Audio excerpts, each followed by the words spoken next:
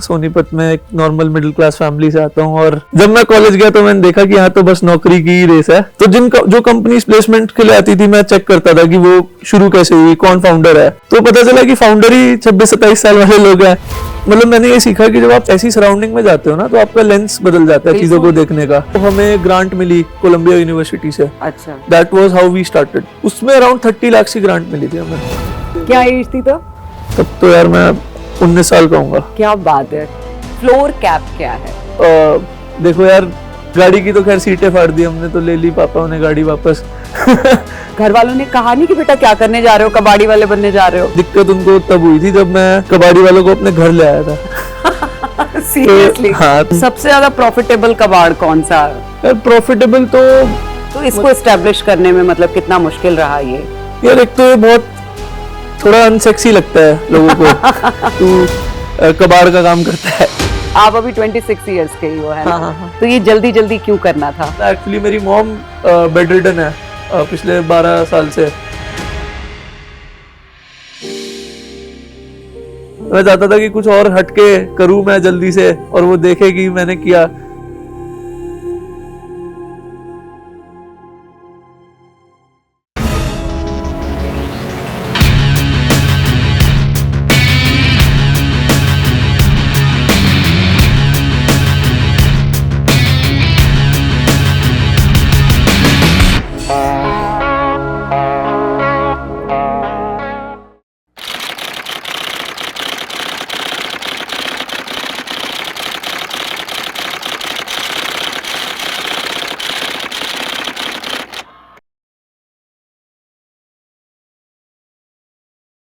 नमस्कार दोस्तों, startup vibes 18 में आपका स्वागत है। और आज हमारे साथ बहुत ही खास मेहमान हैं मुकुल छाबड़ा। आजकल बहुत सारे इनोवेशन हो रहे हैं तरह तरह के। हम लोग कहते हैं कि नौकरियां नहीं है हमारे देश में, लेकिन जब हम एक ऐसी आबादी है जो बहुत सारे नए नए तरह के इनोवेशन कर रही है, बहुत सारे रोजगार पैदा कर रही है, तो मुकुल आपका स्वागत है।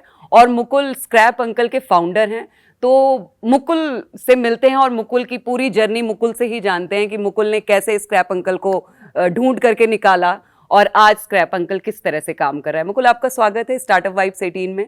Thank you so much Ranjana, मुझे मौका देने के लिए। बहुत अच्छा लग रहा है आपके स्टूडियो में आके। कैसा आपका यहाँ तक पहुँचने का सफ़र कैसा रहा? आप अपने दफ्तर से या घर से जब निकले और आपको नेटवर्क 18 ऑफिस आना था, तो इस बीच का जो आपका सफर गुजरा है थोड़ा उसके बारे में बताइए। मैंने आपको बताया ही था फोन पे, मेरी गाड़ी का टायर पंचर हो गया था। तो मुझे वो गाड़ी साइड में खड़ी करके कैब करके आना पड़ा जल्दी में। बट हाँ, मेरे को लगा आप मेरे बचपन से अब तक का सफर पूछ रहे हो। बट हाँ, दोनों सफर ही ऐसे ही रहे हैं थोड़े। हाँ, लेकिन बचपन का सफर बताइए। बचपन से शुरू करते हैं, है ना? क्योंकि बचपन से शुरू करेंगे तभी हम आपको और बेहतर तरीके से जान पाएंगे। बिल्कुल। तो आप कहाँ से हैं? दिल्ली से ही रहने वाले हैं आप? नहीं, मैं सोनीपत से हूँ। सोनीपत से? मतलब तो स्कूलिंग वगैरह सब वहीं पर हुआ? बिल्कुल, सोनीपत में स्कूलिंग हुई। मैं मतलब सोनीपत में एक नॉर्मल मिडिल क्लास फैमिली से आता हूँ और मेरे पेरेंट्स मेरा कोई सिबलिंग नहीं है, so I am a single child and I was always passionate about building new stuff. तो मेरा रोबोटिक्स में बहुत इंटरेस्ट था बचपन से, हार्डवेयर, रोबोटिक्स, इलेक्ट्रॉनिक्स। और मेरे मामा वैसे स्क्रैप डीलर हैं, तो उनके यहाँ मैं जाता था, उनके जंक यार्ड में अपने साइंस प्रोजेक्ट्स के लिए इलेक्ट्रॉनिक कंपोनेंट्स में ढूंढता था वहाँ पे। तो वहाँ पे काफ़ी टाइम मैं स्पेंड करता था बचपन में। तो दैट इज। तो ये कौन सी एज थी? ये 12-13 साल, 10 साल 12 साल के आसपास मैं करता था। बाद में तो फिर बाजार से भी ले आते थे। शुरू में पेरेंट्स इतना नहीं सपोर्ट करते थे ये सब कंपोनेंट्स खरीदने को कि भाई क्या करेगा, तो तब मैं वहाँ से लाता था। बाद में जब 10th वगैरह में हुए तो तब तो ऑर्डर भी कर लेते थे कंपोनेंट्स वगैरह। तो ऐसा बचपन था। उसके बाद 11th-12th में मैं फिर दिल्ली आया जेई की कोचिंग के लिए। आकाश से मैंने कोचिंग ली जेई की। सो उसके बाद IIIT में एडमिशन हुआ मेरा, IIIT दिल्ली में। तब तक मतलब एज सच मेरे को पेरेंट्स ने, अभी अच्छी बात है बुरी बात पता नहीं, बट उन्होंने कभी ऐसे बोला नहीं था कि आपको जॉब करनी है जाके। तो मुझे ऐसे लगता था कि कॉलेज में सीखने के लिए जाते हैं। हाँ, तो कॉलेज में पढ़ने के मतलब पढ़ करके जॉब करने के लिए नहीं मुझे लगता था कि वो सब बाद में डिसाइड होता होगा कि किसी को जॉब करनी है, किसी को रिसर्च करनी है, या किसी को कुछ अपना करना है। मुझे ऐसे नहीं लगता था कि ऐसे 99% लोग जॉब ही करते होंगे। तो ये थोड़ी मेरी बेवकूफ़ी या नादानी बोलो इसको, बट मुझे लगता था कि वहाँ पे सीख के फिर डिसाइड करते हैं कि करना क्या है। बट जब मैं कॉलेज गया तो मैंने देखा कि यहाँ तो बस नौकरी की रेस है। फर्स्ट ईयर में ही मेरे को रियलाइज़ हो गया, तो फिर मैंने भी सोचा कि भाई नौकरी करेंगे। फिर तो मैंने नौकरी क्या करनी थी? मतलब जो सीनियर्स कर रहे हैं, मेरे को इंजीनियरिंग का शौक था बहुत, मतलब शुरू से ही डिवाइसेस का, इलेक्ट्रॉनिक्स का शौक था, और मेरे को ब्रांच भी वही मिली, इलेक्ट्रॉनिक्स एंड कम्युनिकेशन इंजीनियरिंग। तो मैं बहुत खुश था उससे कि मैं तो जन्नत में ही आ गया अपनी इलेक्ट्रॉनिक्स वाली, बचपन से उसी वही किया मैंने। मतलब जो कबाड़ में से मैं उठा रहा था, बना रहा था। फिफ्थ स्टैंडर्ड में मैंने पहला रोबोट बनाया था अपना। कौन सी क्लास में? फिफ्थ स्टैंडर्ड में।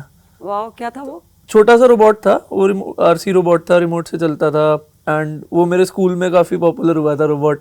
मतलब एग्जीबिशन में हमने प्रेजेंट किया था वो। तो वही वही इसी मेरे को 12th के बाद भी मिल गई, उससे अच्छा मेरे लिए कुछ नहीं था। तो काफ़ी खुश था मैं। फिर सोचा कि ठीक है जॉब करेंगे हम भी, बट फिर चेक किया कि भाई जॉब हो कहाँ पे रही है, मतलब कौन सी कंपनीज हायर कर रही हैं सीनियर्स को। तो देखा कि ब्रांच से फ़र्क ही नहीं पड़ता, मतलब चाहे आप ईसी में हो तो 90% हमारा ईसी वाला बैच भी जॉब कोडिंग वाली ही कर रहे थे, मतलब कोडिंग नहीं तो सॉफ्टवेयर की जॉब कर रहे थे, हार्डकोर सॉफ्टवेयर डेवलपमेंट। तो मुझे लगा ये क्या है भाई मतलब ये तो ब्रांच सिर्फ नाम की है, अल्टीमेटली जो जॉब्स की रिक्वायरमेंट है वो सॉफ्टवेयर में बहुत ज़्यादा है। फिर मैंने देखा कि कंपनीज कौन सी हैं जो लेके जा रही हैं, तो वही देखा कि भाई ओयो, मिंत्रा उस टाइम पे, फ्लिपकार्ट। ये कौन सी साल की बात है? मतलब मैं तो 2016 में घुसा कॉलेज, तो अच्छा। तब मैंने देखा कि सीनियर्स कौन सी कंपनीज में प्लेस होते हैं। तो वही ऐसे पूरा प्लेसमेंट्स के टाइम पे ऐसे पूरा आता था कि भाई मिंत्रा में हो गया 10 लोगों का, ओयो में हो गया 5 लोगों का, एंड पैकेज आते थे कि 30 लाख का है, किसी का 40 लाख का है। तो फिर मैं भी एक्साइटेड हुआ कि अच्छा है तो बहुत अच्छी अपॉर्चुनिटीज़ है। तो फिर मैंने थोड़ा रिसर्च करना शुरू किया इन कंपनीज के बारे में कि करती क्या है, मतलब मेरे को शुरू से ऐसे इंटरेस्ट है कि मतलब मेरे को चीज़ों को ना बिल्कुल बेसिक से जानने में इंटरेस्ट है कि बननी कैसे, शुरू कैसे हुई कंपनी। तो जो कंपनीज प्लेसमेंट के लिए आती थी मैं चेक करता था कि वो शुरू कैसे हुई, कौन फाउंडर है। तो पता चला कि फाउंडर ही 26-27 साल वाले लोग हैं, और वो इतने 20-20 लोगों को लेके जा रहे हैं 30-30 लाख के पैकेज पे। तो मुझे लगा यार ये कैसे हो सकता है, मतलब इनके क्या, मतलब ये फैमिली मनी है क्या है, पैसा कहाँ से आ रहा है इतना सारा, मतलब इतनी बड़ी कंपनी कैसे बनाई इन्होंने। तो फिर चेक किया तो कंपनी तो ज़्यादा बड़ी नहीं थी। फिर दैट्स हाउ एंटरप्रेन्योरशिप को मैं इंट्रोड्यूस हुआ। शुरू से था तो मेरा इंटरेस्ट कि कुछ बनाना है, बिजनेस बनाना है, बट ये सब देख के मैं बहुत इंस्पायर हुआ। फिर एक टाइकॉन इवेंट होता था, टाई करके एक ऑर्गेनाइजेशन है, उसका इवेंट होता था। तो हमारा कॉलेज में इंक्यूबेशन सेंटर तब शुरू ही हो रहा था, तो इंक्यूबेशन सेंटर हमें फ्री में भेजता था टाइकॉन, जबकि वैसे उसकी टिकट काफ़ी महंगी होती थी। ट्रिपल आईटी का इंक्यूबेटर? हाँ जी, ट्रिपल आईटी दिल्ली का। तो वहाँ मैं गया, तो वहाँ मैंने विजय शेखर शर्मा को सुना, और मतलब पूरी भीड़ लगी हुई थी उनको सुनने वालों की, और वो बहुत ही मोटिवेटिंग और एनर्जी से भरा हुआ सेशन था। तो जब आप, मतलब मैंने ये सीखा कि जब आप ऐसी सराउंडिंग में जाते हो ना, तो आपका लेंस बदल जाता है चीज़ों को देखने का। तो चीज़ें बहुत आप, मतलब वो it's all about your mindset और जो आप नज़रिए से देखते हो। तो वहाँ 2 दिन में ऐसे पता चला कि यार, मतलब जैसे मैंने राघव वर्मा को देखा, वो चायोस के फाउंडर थे, ही वॉज वेरी यंग, वो तब 24-25 साल के थे। तो मेरे को लगा यार ये तो अलग ही दुनिया है, और एटलीस्ट एक शॉट तो देना ही चाहिए इसको, मतलब at least give it a try. बिल्कुल। नहीं हुआ तो फिर देखेंगे, तब जॉब कर लेंगे। बिल्कुल। तो मेरा यही मानना है, मतलब अगर आप किसी अच्छे कॉलेज में स्टूडेंट हो तो जॉब तो करनी ही नहीं चाहिए मतलब दो ही ऑप्शन होने चाहिए, जॉब होनी चाहिए, मतलब फिर भी अगर आप मान लो आईआईटी में हो, एनआईटी में हो, ट्रिपल आईटी में हो, तो मेरे हिसाब से तो आपको या तो स्टार्टअप में जॉब करनी चाहिए या फिर आपको खुद स्टार्टअप करना चाहिए। मतलब ये मेरा पर्सनल एडवाइस है, जो भी मेरे दोस्त पूछते हैं, क्योंकि यार you are already in the top tier colleges, right? तो आप में इतना अच्छा दिमाग है, तो आप क्यों उसको बर्बाद कर रहे हो? मतलब आप या तो उसमें ऐसी जगह जाओ जो बहुत अर्ली स्टेज स्टार्टअप है, जहाँ पे आपको सीखने को बहुत मिल जाए। अगर आपको लगता है कि भाई कॉन्फिडेंस नहीं है मेरे में एक स्टार्टअप करने का, तो आप अर्ली स्टेज स्टार्टअप में जाओ, जहाँ पे कोई वीकेंड नहीं होता और सब कुछ ही कर रहे होते हैं। आप एकदम जम के काम करवाएंगे तो झाड़ू भी आप मार रहे हो, कोड भी आप लिख रहे हो, इंटरव्यू भी आप ले रहे हो प्लेसमेंट्स के। तो ऐसी जगह पे जाओ, या फिर आप खुद कुछ करो, एटलीस्ट ट्राई करो। एंड मतलब यही वाली चीज़ थी कि फिर मेरे को लगा कि आई थिंक इसको शॉट देते हैं। तो शुरू मैंने अपने डोमेन से किया, मतलब ड्रोन्स का, हम ड्रोन्स बनाते थे, एक यूएवी टीम होती थी हमारे कॉलेज में। ड्रोन भी बनाया है? बहुत ड्रोन्स बनाए हमने तो, मतलब मैं आपको फोटोज दिखाऊंगा, बहुत ही यूनिक ड्रोन्स थे हमारे। Vertical take off landing UAVs बनाते थे हम 2016 में। हाँ। सो वो टेक ऑफ ड्रोन की तरह करते हैं एंड ऊपर जाके प्लेन बन जाते हैं। तो अच्छा। उस टाइप के ड्रोन्स होते थे हमारे। तो वो यूएवी टीम में हम बनाते थे, यूएस में कॉम्पिटिशन होते थे, उसमें पार्टिसिपेट किया, काफी बड़े बड़े कॉलेजेस की इंटरनेशनल टीम्स को बीट किया, बट एज अ टीम करते थे। मतलब I was part of the team, I was vice captain. फिर हमने उसको स्टार्टअप में कन्वर्ट करा, ड्रोन वाले चीज को। तो वो काफी डोमेन स्पेसिफिक था कि ईसी का बैकग्राउंड है, और उसी से वो ड्रोन्स का स्टार्टअप शुरू किया हमने। उसमें हमें ग्रांट मिली लॉकहीड मार्टिन से, टाटा ट्रस्ट से। सो लॉकहीड मार्टिन काफी बड़ी डिफेंस की कंपनी है यूएस में, डिफेंस के लिए एयरक्राफ्ट्स बनाती है। So that's how we started, मतलब दैट्स हाउ आवर। और टाटा से भी फंडिंग हुआ? टाटा ट्रस्ट से। वो ग्रांट छोटी सी थी, मतलब वो 10-12 लाख वाली ग्रांट्स थी।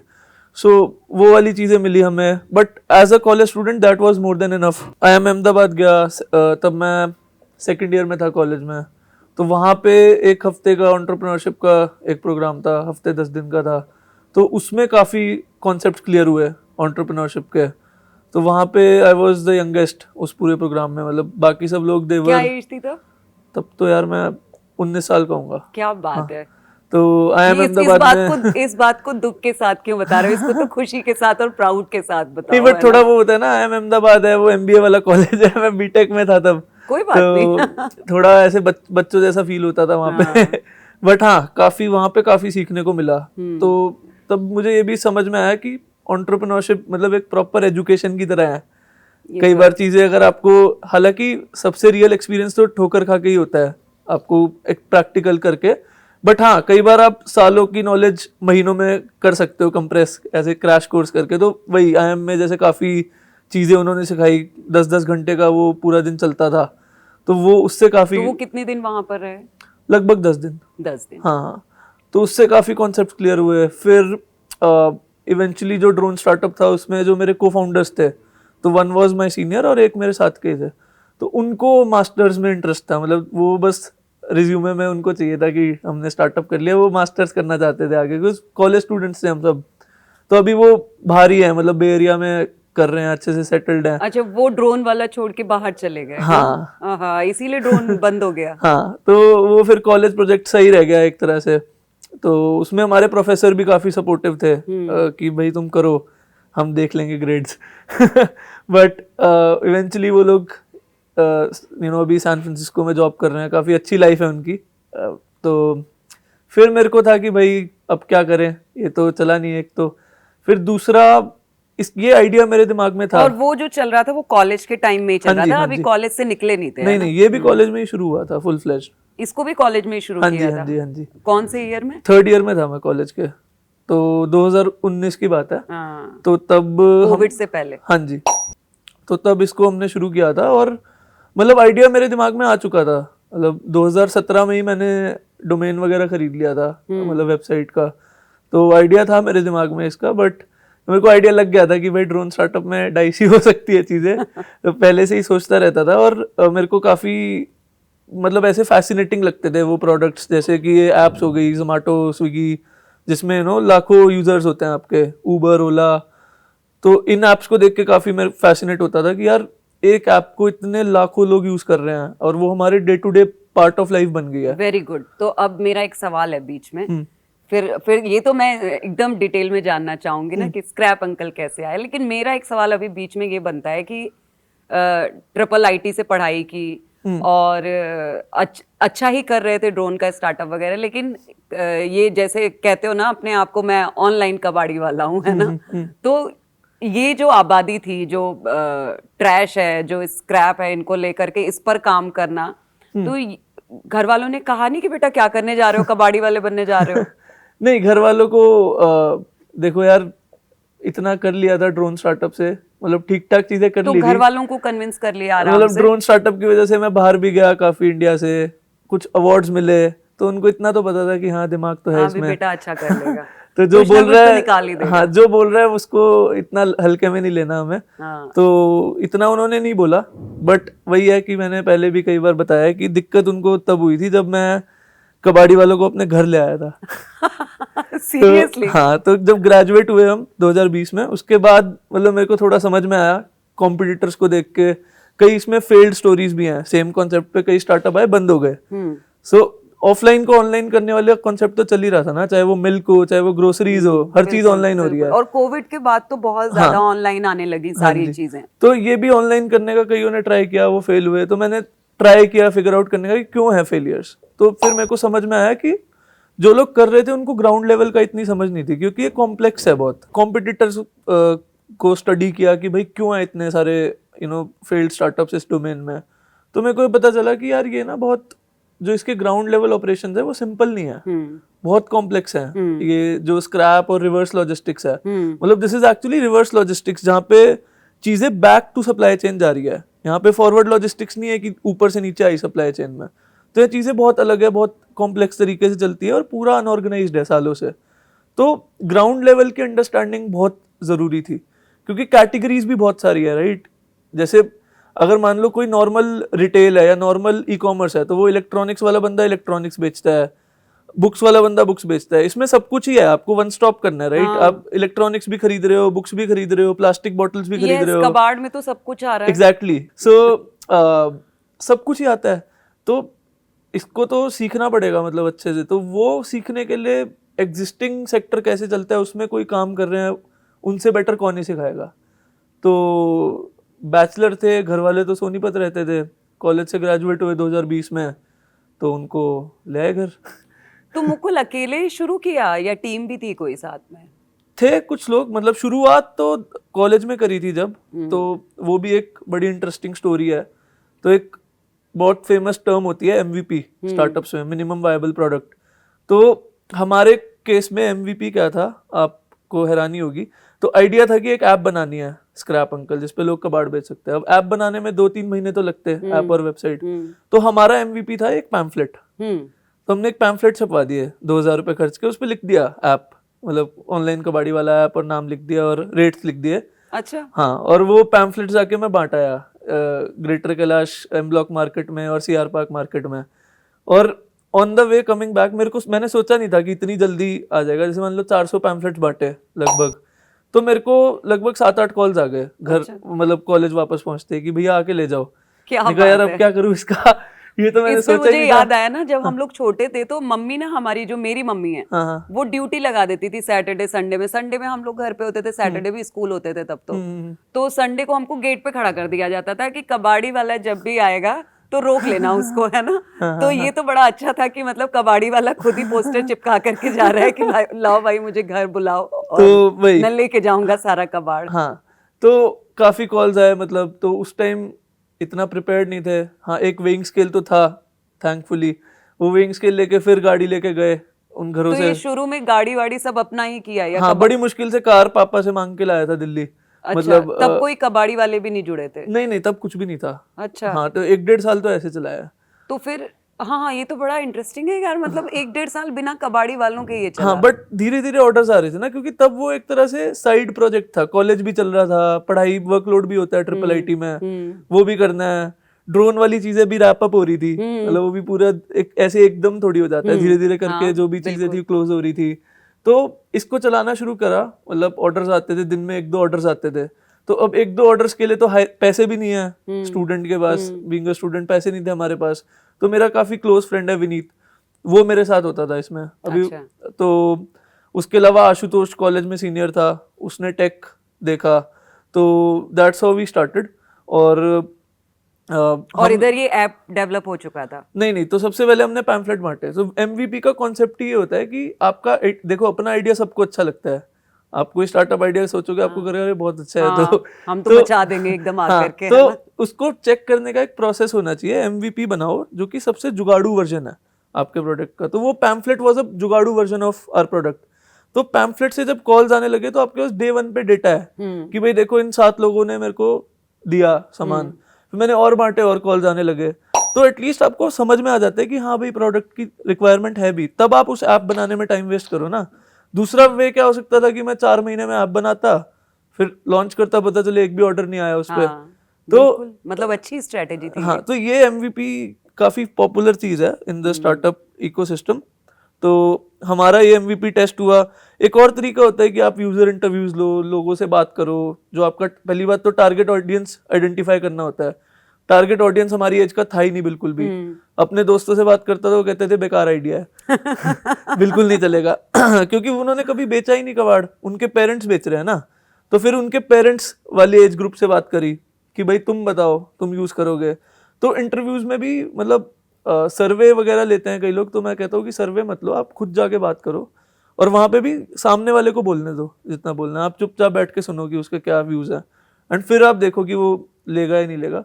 बट इंटरव्यूज़ में भी कई बार लोग बोल देते हैं कि हाँ हम तो यूज़ कर लेंगे, क्योंकि उसमें तो बोलने की बात है, सिर्फ असली में करना और बोलने में फ़र्क होता है। और क्या? बट सबसे मेन यही है कि आप कुछ भी करके उसको किसी तरह टेस्ट कर लो ईजिली। तो जैसे हमने पैम्फलेट्स बांट के उसको टेस्ट किया और वो चल गया, मतलब समझ में आ गया कि हाँ नीड तो है। हाँ। अगर ऑर्डर्स आ रहे हैं इतना इजीली, तो अब जब ऑर्डर्स पिक करने जाते थे तो वहां पे 1 घंटा बात होती थी लोगों से, क्योंकि वो भी पहचान लेते थे कि भाई तो तुम नॉर्मल आम लोग होते थे, हाँ, है ना? तो वो कहते तुम क्यों कर रहे हो ये सब ट्रिपल आईटी से पढ़ने के बाद ये सब क्यों कर रहे कई हो? बार तो ट्रिपल आईटी बताते भी नहीं थे, उनको दिख ही जाता था कि भाई ये तो कोई एजुकेटेड बंदा है। हाँ, मतलब देख के ही लग हाँ, जाओगे भाई पढ़ा लिखा अच्छे हाँ, घर का बच्चा है। तो कई बार गाड़ी में ही जाते तो गाड़ी देख के लग जाता था उनको। गाड़ी की तो खैर सीटें फाड़ दी हमने, तो ले ली पापा ने गाड़ी वापस कबाड़ डाल डाल के उसकी सीटें फट गई थी। सो हाँ, तो लोगों से बात करके और 10 प्रॉब्लम्स पता लगी कि क्या क्या उनको दिक्कतें आती है कबाड़ी वालों के साथ। वेइंग स्केल का बहुत मेजर प्रॉब्लम होता है कि वेट में कई बार हेरा फेरी हो जाती है, और कई बार मिलता नहीं है कबाड़ी वाला। अपार्टमेंट्स में नोएडा, गुड़गांव वगैरह सब हाई राइज है, हाँ, वहाँ पे मुश्किल से मिलता है। अपार्टमेंट्स में तो आते ही नहीं है कबाड़ी हाँ, वाले, अंदर नहीं आते हैं, आपको अलग से कॉल करके ही उनको बुलाना पड़ता है। वही तो थोड़ा उसमें भी हैसल है। कॉल भी करो तो कभी कोई बोलेगा कि मैं गांव गया हूँ, अभी मैं नहीं हूँ। अच्छा सामान होगा तो ही आएगा, कम सामान में नहीं आएगा शायद। तो आपकी कन्वीनियंस के हिसाब से शायद ना आए, मल्टीपल फॉलोअप कॉल्स करने पड़ेंगे आपको बुलाने के लिए। तो सब प्रॉब्लम्स पता लगी धीरे धीरे कि क्या दिक्कतें हैं, फिर और प्रोडक्ट को रिफाइन किया उन अच्छा, दिक्कतों मुझे के एक हिसाब चीज से। बताओ कि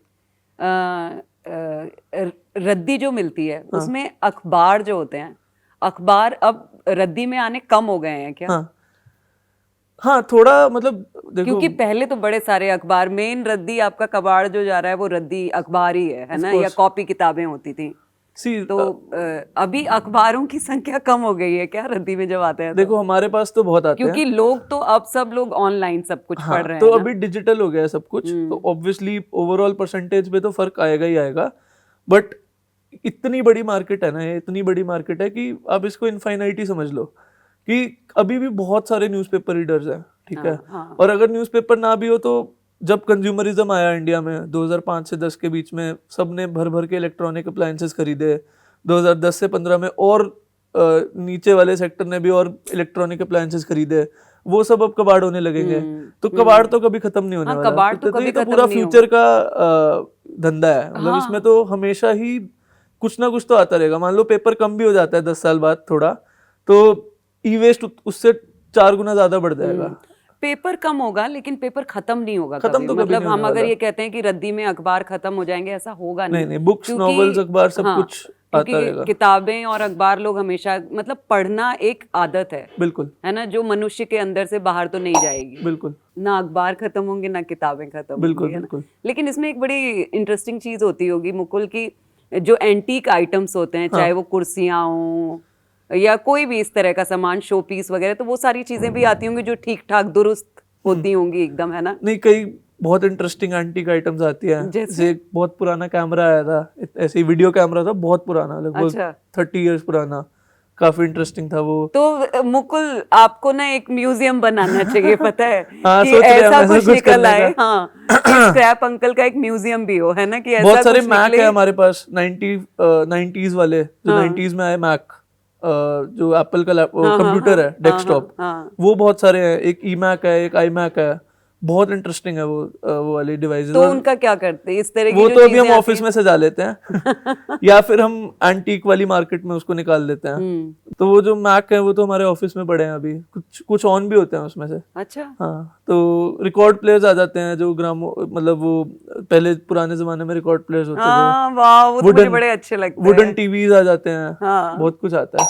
अच्छा मुकुल, कबाड़ तो बहुत तरह के होते हैं ना, तो सबसे ज्यादा प्रॉफिटेबल कबाड़ कौन सा होता है, मतलब जो इस तरह का स्क्रैप आ रहा है आपके पास?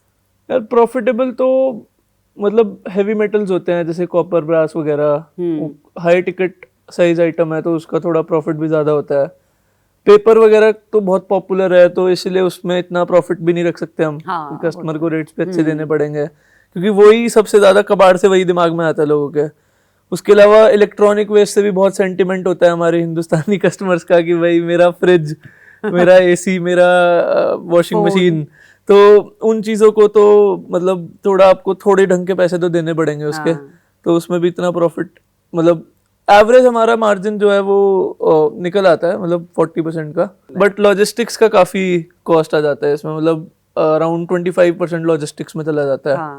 और उसके अलावा ऑपरेशनल एक्सपेंसेस होते हैं, स्टोरेज। हाँ, ये थोड़ा ना अच्छे से शुरू से बताओ कि प्रोसेस शुरू कैसे होता है, मतलब आपका अपना कि आपने कबाड़ लिया, लोगों की रिक्वेस्ट आई, आपने लिया, फिर वो आया आपके पास, फिर वो कहाँ कहाँ कैसे कैसे डिस्ट्रीब्यूट हुआ, रिसाइकलिंग कैसे हुई, ठीक है, ये सारी चीजें आप मुझे बताओ। ठीक है, तो यूजर्स जो है, मैं पूरी जर्नी बताता हूँ आपको, यूजर जर्नी। तो यूजर हमारी ऐप पे आता है या वेबसाइट पे पिकअप शेड्यूल करता है, तो वो जो पिकअप्स हैं वो हम अपने कलेक्शन एजेंट्स को असाइन कर देते हैं, जिनको हम एक इलेक्ट्रिक पिकअप ट्रक देते हैं टू गो ऑन रूट्स। तो उनका पूरे दिन का रूट होता है, वो एक्सक्लूसिवली स्क्रैप अंकल के साथ ही काम करते हैं और पूरा दिन एक रूट पे जाते हैं, जैसे 10 से 12 पिकअप करते हैं वो दिन में, नोएडा में, दिल्ली में, हर जगह। सो एक वैन आपका मतलब अलग अलग, हाँ, एक वैन, एक पिकअप ट्रक जो होता है इलेक्ट्रिक ट्रक, वो 10 से 12 पिकअप्स करता है। तो अभी हमारे अराउंड 25 ऐसे इलेक्ट्रिक ट्रक्स जाते हैं रूट्स पे। सो जो भी पिकअप्स आते हैं वो इन इलेक्ट्रिक ट्रक्स को असाइन कर दिए जाते हैं। कुछ उनको पहले से असाइन हो जाते हैं, कुछ जैसे मान लो आज के आज उनका रूट चल रहा है, कुछ वहीं एरिया के पिकअप्स है तो उनको भी चिप इन कर देते हैं हम बीच में। तो फिर वो पूरे दिन का collection scrap uncle collection point पे लेके आते हैं, जो कि हमारा वेयर हाउस टाइप का एक गोडाउन टाइप की जगह है, मतलब इट्स लाइक बड़ी जगह होती है, लाइक 10,000 स्क्वायर फीट टाइप्स जगह। तो वहां पे वो मटेरियल को स्टॉक किया जाता है बल्क क्वांटिटी में। अच्छा। तो जैसे पेपर को इकट्ठा किया जाएगा, एसी को अलग से इकट्ठा किया जाएगा, आयरन को अलग से इकट्ठा किया जाएगा। तो जब एक ट्रक लोड रेडी हो जाता है एक मटेरियल का, बड़ा कंटेनर जितना लोड, फिर उस मटेरियल को रिसाइकलर को भेज दिया जाता है। अच्छा। तो इसमें फ्रीक्वेंसी अलग अलग रहती है, जैसे पेपर का ट्रक ऑलमोस्ट एवरीडे रेडी हो जाता है। जैसे मान लो 25 ट्रक गए, वो इतना पेपर लाते हैं कि एक बड़ा ट्रक, बड़ा कंटेनर तैयार हो जाए उससे। तो सबसे ज्यादा पेपर ही आता होगा। हाँ, 40% पेपर आता है। इलेक्ट्रॉनिक वेस्ट भी बहुत वॉल्यूम में आता है हमारे पास। पेपर और कार्डबोर्ड को 40% आप मान दो, फिर इलेक्ट्रॉनिक वेस्ट आता है 30%, आयरन आता है बहुत ज्यादा। अच्छा। जो आयरन के गेट्स हो गए, ग्रिल्स हो गई, ये सब लोगों के घरों में, क्योंकि मान लो आपका कोई भी स्टील या आयरन का चीज है, मान लो आपका स्टील का स्पून है, उसको डस्टबिन में नहीं फेंकोगे चाहे वो खराब भी हो गया हो। तो वो हमारे है पहले से बड़ी ब्यूटीफुल रिसाइकलिंग सप्लाई चेन है इंडिया की, उनको पता है वो भंगार वाले को देना है, कबाड़ी वाले को देना है। सो वो चीजें आती हैं। उसके अलावा ब्रास, कॉपर की चीजें आती हैं। इलेक्ट्रॉनिक वेस्ट में छोटी छोटी आइटम्स आती है, छोटी मोटर्स हो गई, हेडफोन्स हो गए, केबल्स हो गई, इस टाइप की चीजें होती हैं। ग्लास बॉटल्स होती हैं आपकी, तो वो काफी ज्यादा आती है। एंटीक्स आते हैं। तो बट मोस्टली पेपर और इलेक्ट्रॉनिक वेस्ट मेजर कैटेगरीज मान लो आप हमारे लिए, पेपर, कार्टन और इलेक्ट्रॉनिक। फिर ये रिसाइकल करने के लिए कहीं और जाते हैं अलग अलग रिसाइकलर्स के पास। पेपर पेपर मिल में जाएगा। अच्छा। हाँ, इलेक्ट्रॉनिक वेस्ट रिसाइकलर के पास जाएगा, आयरन रिसाइकलर के पास जाएगा, मेटल्स जो है कॉपर रिसाइकलर के पास जाएगा। तो ऐसे सब अलग अलग रिसाइकलर्स के पास बल्क क्वांटिटी में जाएगा मटेरियल। तो इसमें तो बहुत सारी ऐसी चीजें आती होंगी जो जानलेवा भी होती होंगी। हजार्डस वेस्ट इतना नहीं आता, जैसे बैटरीज हो गई, तो उसकी सेफ्टी के लिए आपके जो तो इसीलिए हम लोग हैं जुड़े हुए उनका ऑथराइज्ड रिसाइकलर्स को ही देते हैं। अच्छा। तो जो इनफॉर्मल सप्लाई चेन है, अगर हम लोकल सप्लाई चेन की बात करें, जो लोकल कबाड़ी वाले हैं, उसमें उनको हेल्थ हजार्ड हो जाता है, क्योंकि वो उसको खुद तोड़ने लग जाते हैं। मतलब वो उस एसी को खुद तोड़ने लग जाएंगे, या वो सीआरटी टीवी जो पुराने बॉक्स वाले टीवीज होते थे उनको वो खुद तोड़ने लग जाते हैं, उसमें लेड मर्करी वगैरह होता है। सो राइट वे इज कि आप उसको ई वेस्ट रिसाइकलर को दो, उसके पास प्रॉपर इक्विपमेंट है। जैसे कंप्रेसर से गैस निकालने के लिए एक डीगैसर मशीन होती है, डीगैसर, वो ई वेस्ट रिसाइकलर के पास होता है, pollution control board authorised recycler होता है। तो हम उसको देते हैं मटेरियल, ताकि वो ऐसी लैंडफिल में ना जाए और जो लोग काम कर रहे हैं उनकी भी हेल्थ खराब ना हो उससे। बट लोकल कबाड़ी वालों के केस में वो खुद तोड़ते हैं ना उसको, तो उससे काफी दिक्कत हाँ, होती मतलब है। उनके लिए तो बहुत सारी खबरें सुनने को मिलती हैं। हाँ, और लैंडफिल वर्कर्स को भी बहुत दिक्कत होती है जब वो माल, मान लो किसी ने सीआरटी टीवी तोड़ा, उसको कूड़ेदान में डाल दिया, वो कूड़ेदान से सी कॉपर वॉपर तो कूड़ेदान में नहीं डालेगा, वो तो आगे बेच देगा, बट जो ग्लास है या जो उसमें लेड मरकरी निकला जो काम का नहीं है, उसको डाल दिया कूड़ेदान में, वो कूड़ेदान से लैंडफिल में जाएगा। तो लैंडफिल में लैंडफिल वर्कर्स होते हैं, उनकी हेल्थ की काफी न्यूज आती है कि वो काफी, उनकी एज, एवरेज एज भी कम हो जाती है और दिक्कतें होती हैं। तो हजार्डस वेस्ट की प्रॉब्लम तो है, बैटरीज के साथ भी यही दिक्कत है। We are experts in collection, हम कलेक्शन को सॉल्व कर रहे हैं, क्योंकि रिसाइकलर भी घर घर जाके नहीं उठा सकता, राइट? वो तो एक बड़ी कंपनी है जो रिसाइकल कर रही है। कलेक्शन के लिए पूरा इनफॉर्मल चैनल है, तो और वो भी बहुत लंबी सप्लाई चेन है, बहुत सारे स्टेक होल्डर्स हैं, 8-9 स्टेक होल्डर्स हैं। बट हमारे केस में क्या होता है कि हमारा कलेक्शन एजेंट होता है, स्क्रैप अंकल होता है और रिसाइकलर होता है, तो 3 स्टेक होल्डर्स होते हैं सप्लाई चेन में। तो इससे हम प्राइजेस भी बेटर ऑफर कर पाते हैं कस्टमर को उस चीज का जो भी हम उससे खरीद रहे हैं। अभी कितने लोगों की टीम है आपके पास? हमारी ऑफिस में अराउंड 15 लोग हैं, बाकी वेयर हाउस में अराउंड 6-7 लोग, मतलब एज ए सुपरवाइजर और मैनेजर पोजीशन पे हैं, एंड बाकी 40 के अराउंड हमारी पिकर्स की टीम है। अच्छा, हाँ, जो और ये पिकअप से जाते हैं। कितने कबाड़ी वाले आपके साथ जुड़े हुए हैं? सो हम मतलब एग्जिस्टिंग कबाड़ी वाले भी जुड़ सकते हैं, या फिर कोई भी इंसान जो जॉब मतलब कुछ करना चाहता हो। सो जो भी डिलीवरीज वगैरह लोग करते हैं, so they get on boarded with us. तो वही 40 लोग हैं जो हमारे पिकअप्स वगैरह पे जाते हैं, उनको हम ट्रेन करके कबाड़ी वाला बना देते हैं, मतलब मॉडर्न कबाड़ी वाला बना देते हैं। उनका कुछ ड्रेस कोड वगैरह हाँ, भी है? वो प्रॉपर यूनिफॉर्म में आईडी कार्ड के साथ जाते हैं, हम उनकी पुलिस वेरिफिकेशन भी कराते हैं। अच्छा, और प्रॉपर बड़े वाला वेइंग स्केल लेके जाते हैं, डिजिटल वेइंग स्केल, और हमारे इलेक्ट्रिक ट्रक में जाते हैं, रादर देन वो रिक्शा वगैरह में नहीं घूमते। मतलब तो उनकी लाइफ काफी अलग है विद स्क्रैप अंकल। हाँ, तो किसी कबाड़ी वाले को अगर आपके प्लेटफॉर्म पर आना है तो उसका क्या अप्रोच होना चाहिए, वो कैसे आपके साथ जुड़ सकता है? उसके लिए मतलब हमारा वेबसाइट पे मतलब एक हमने इसके लिए एक लिंक दिया हुआ है कि अगर पार्टनर की तरह ज्वाइन करना है, बट उसमें हमारा थोड़ा अलग रहता है कि उसको एक्सक्लूसिवली हमारे साथ ही काम करना होगा। हाँ, अगर एग्जिस्टिंग कबाड़ी वाला है तो वो एक्चुअली अपने बिजनेस पे भी ध्यान देगा, उसके पास पहले ही बिजनेस है। तो हमारे पास ज्यादा ऐसे लोग आते हैं जिनको, जो नए कबाड़ी वाले जो हम बना रहे हैं, मतलब जिनको कुछ करना है, उनके पास अभी काम नहीं है and they want to do something, वो लोग ज्यादा हमारे कलेक्शन एजेंट्स बनते हैं। उनको प्रॉफिट किस तरह से होता है, क्या परसेंटेज वगैरह उनका होता है? उनको एक तो मिनिमम गारंटी होती है, एमजी बोलते हैं हम उसको, और उसके ऊपर उनको थोड़ा परफॉर्मेंस बेस्ड इंसेंटिव मिलता है। तो डेली अराउंड 2 लोग जाते हैं एक रूट पे, मतलब एक हेल्पर और एक ड्राइवर, तो अराउंड 2000 रुपये उनको बच जाता है, 1800 से 2000 रुपये दोनों को मिला के। मतलब कबाड़ी वाले खुश हैं आपके होने हाँ से हाँ, ना? मतलब बिल्कुल खुश है वो। और आम आदमी कितना खुश है? आम आदमी भी खुश है, उसको बेटर प्राइसेस मिलते हैं, प्रोफेशनल सर्विस मिलती है, वेइंग काफी मतलब 100% गारंटी देते हैं हम वेइंग की। वेइंग का बहुत प्रॉब्लम होता है टिपिकल इंडियन कस्टमर को कि भाई कांटे में गड़बड़ है, तो उसमें हमारी गारंटी रहती है कि 1 ग्राम की भी गड़बड़ नहीं होगी। तो कस्टमर भी खुश रहता है, एक प्रोफेशनल तरीके से डिजिटल पेमेंट आ रही है, तो प्राइसेस पहले से डिसाइडेड हैं, कोई चिक चिक नहीं करनी पड़ रही। तो कस्टमर्स भी खुश हैं, कबाड़ी वाले भी खुश हैं, हम भी खुश हैं, सब खुश हैं, है हाँ, ना? बिल्कुल, और कबाड़ भी खत्म हो रहा है। हाँ, कबाड़ भी रिसाइकल हो रहा है, तो एनवायरनमेंट के लिए भी अच्छा है।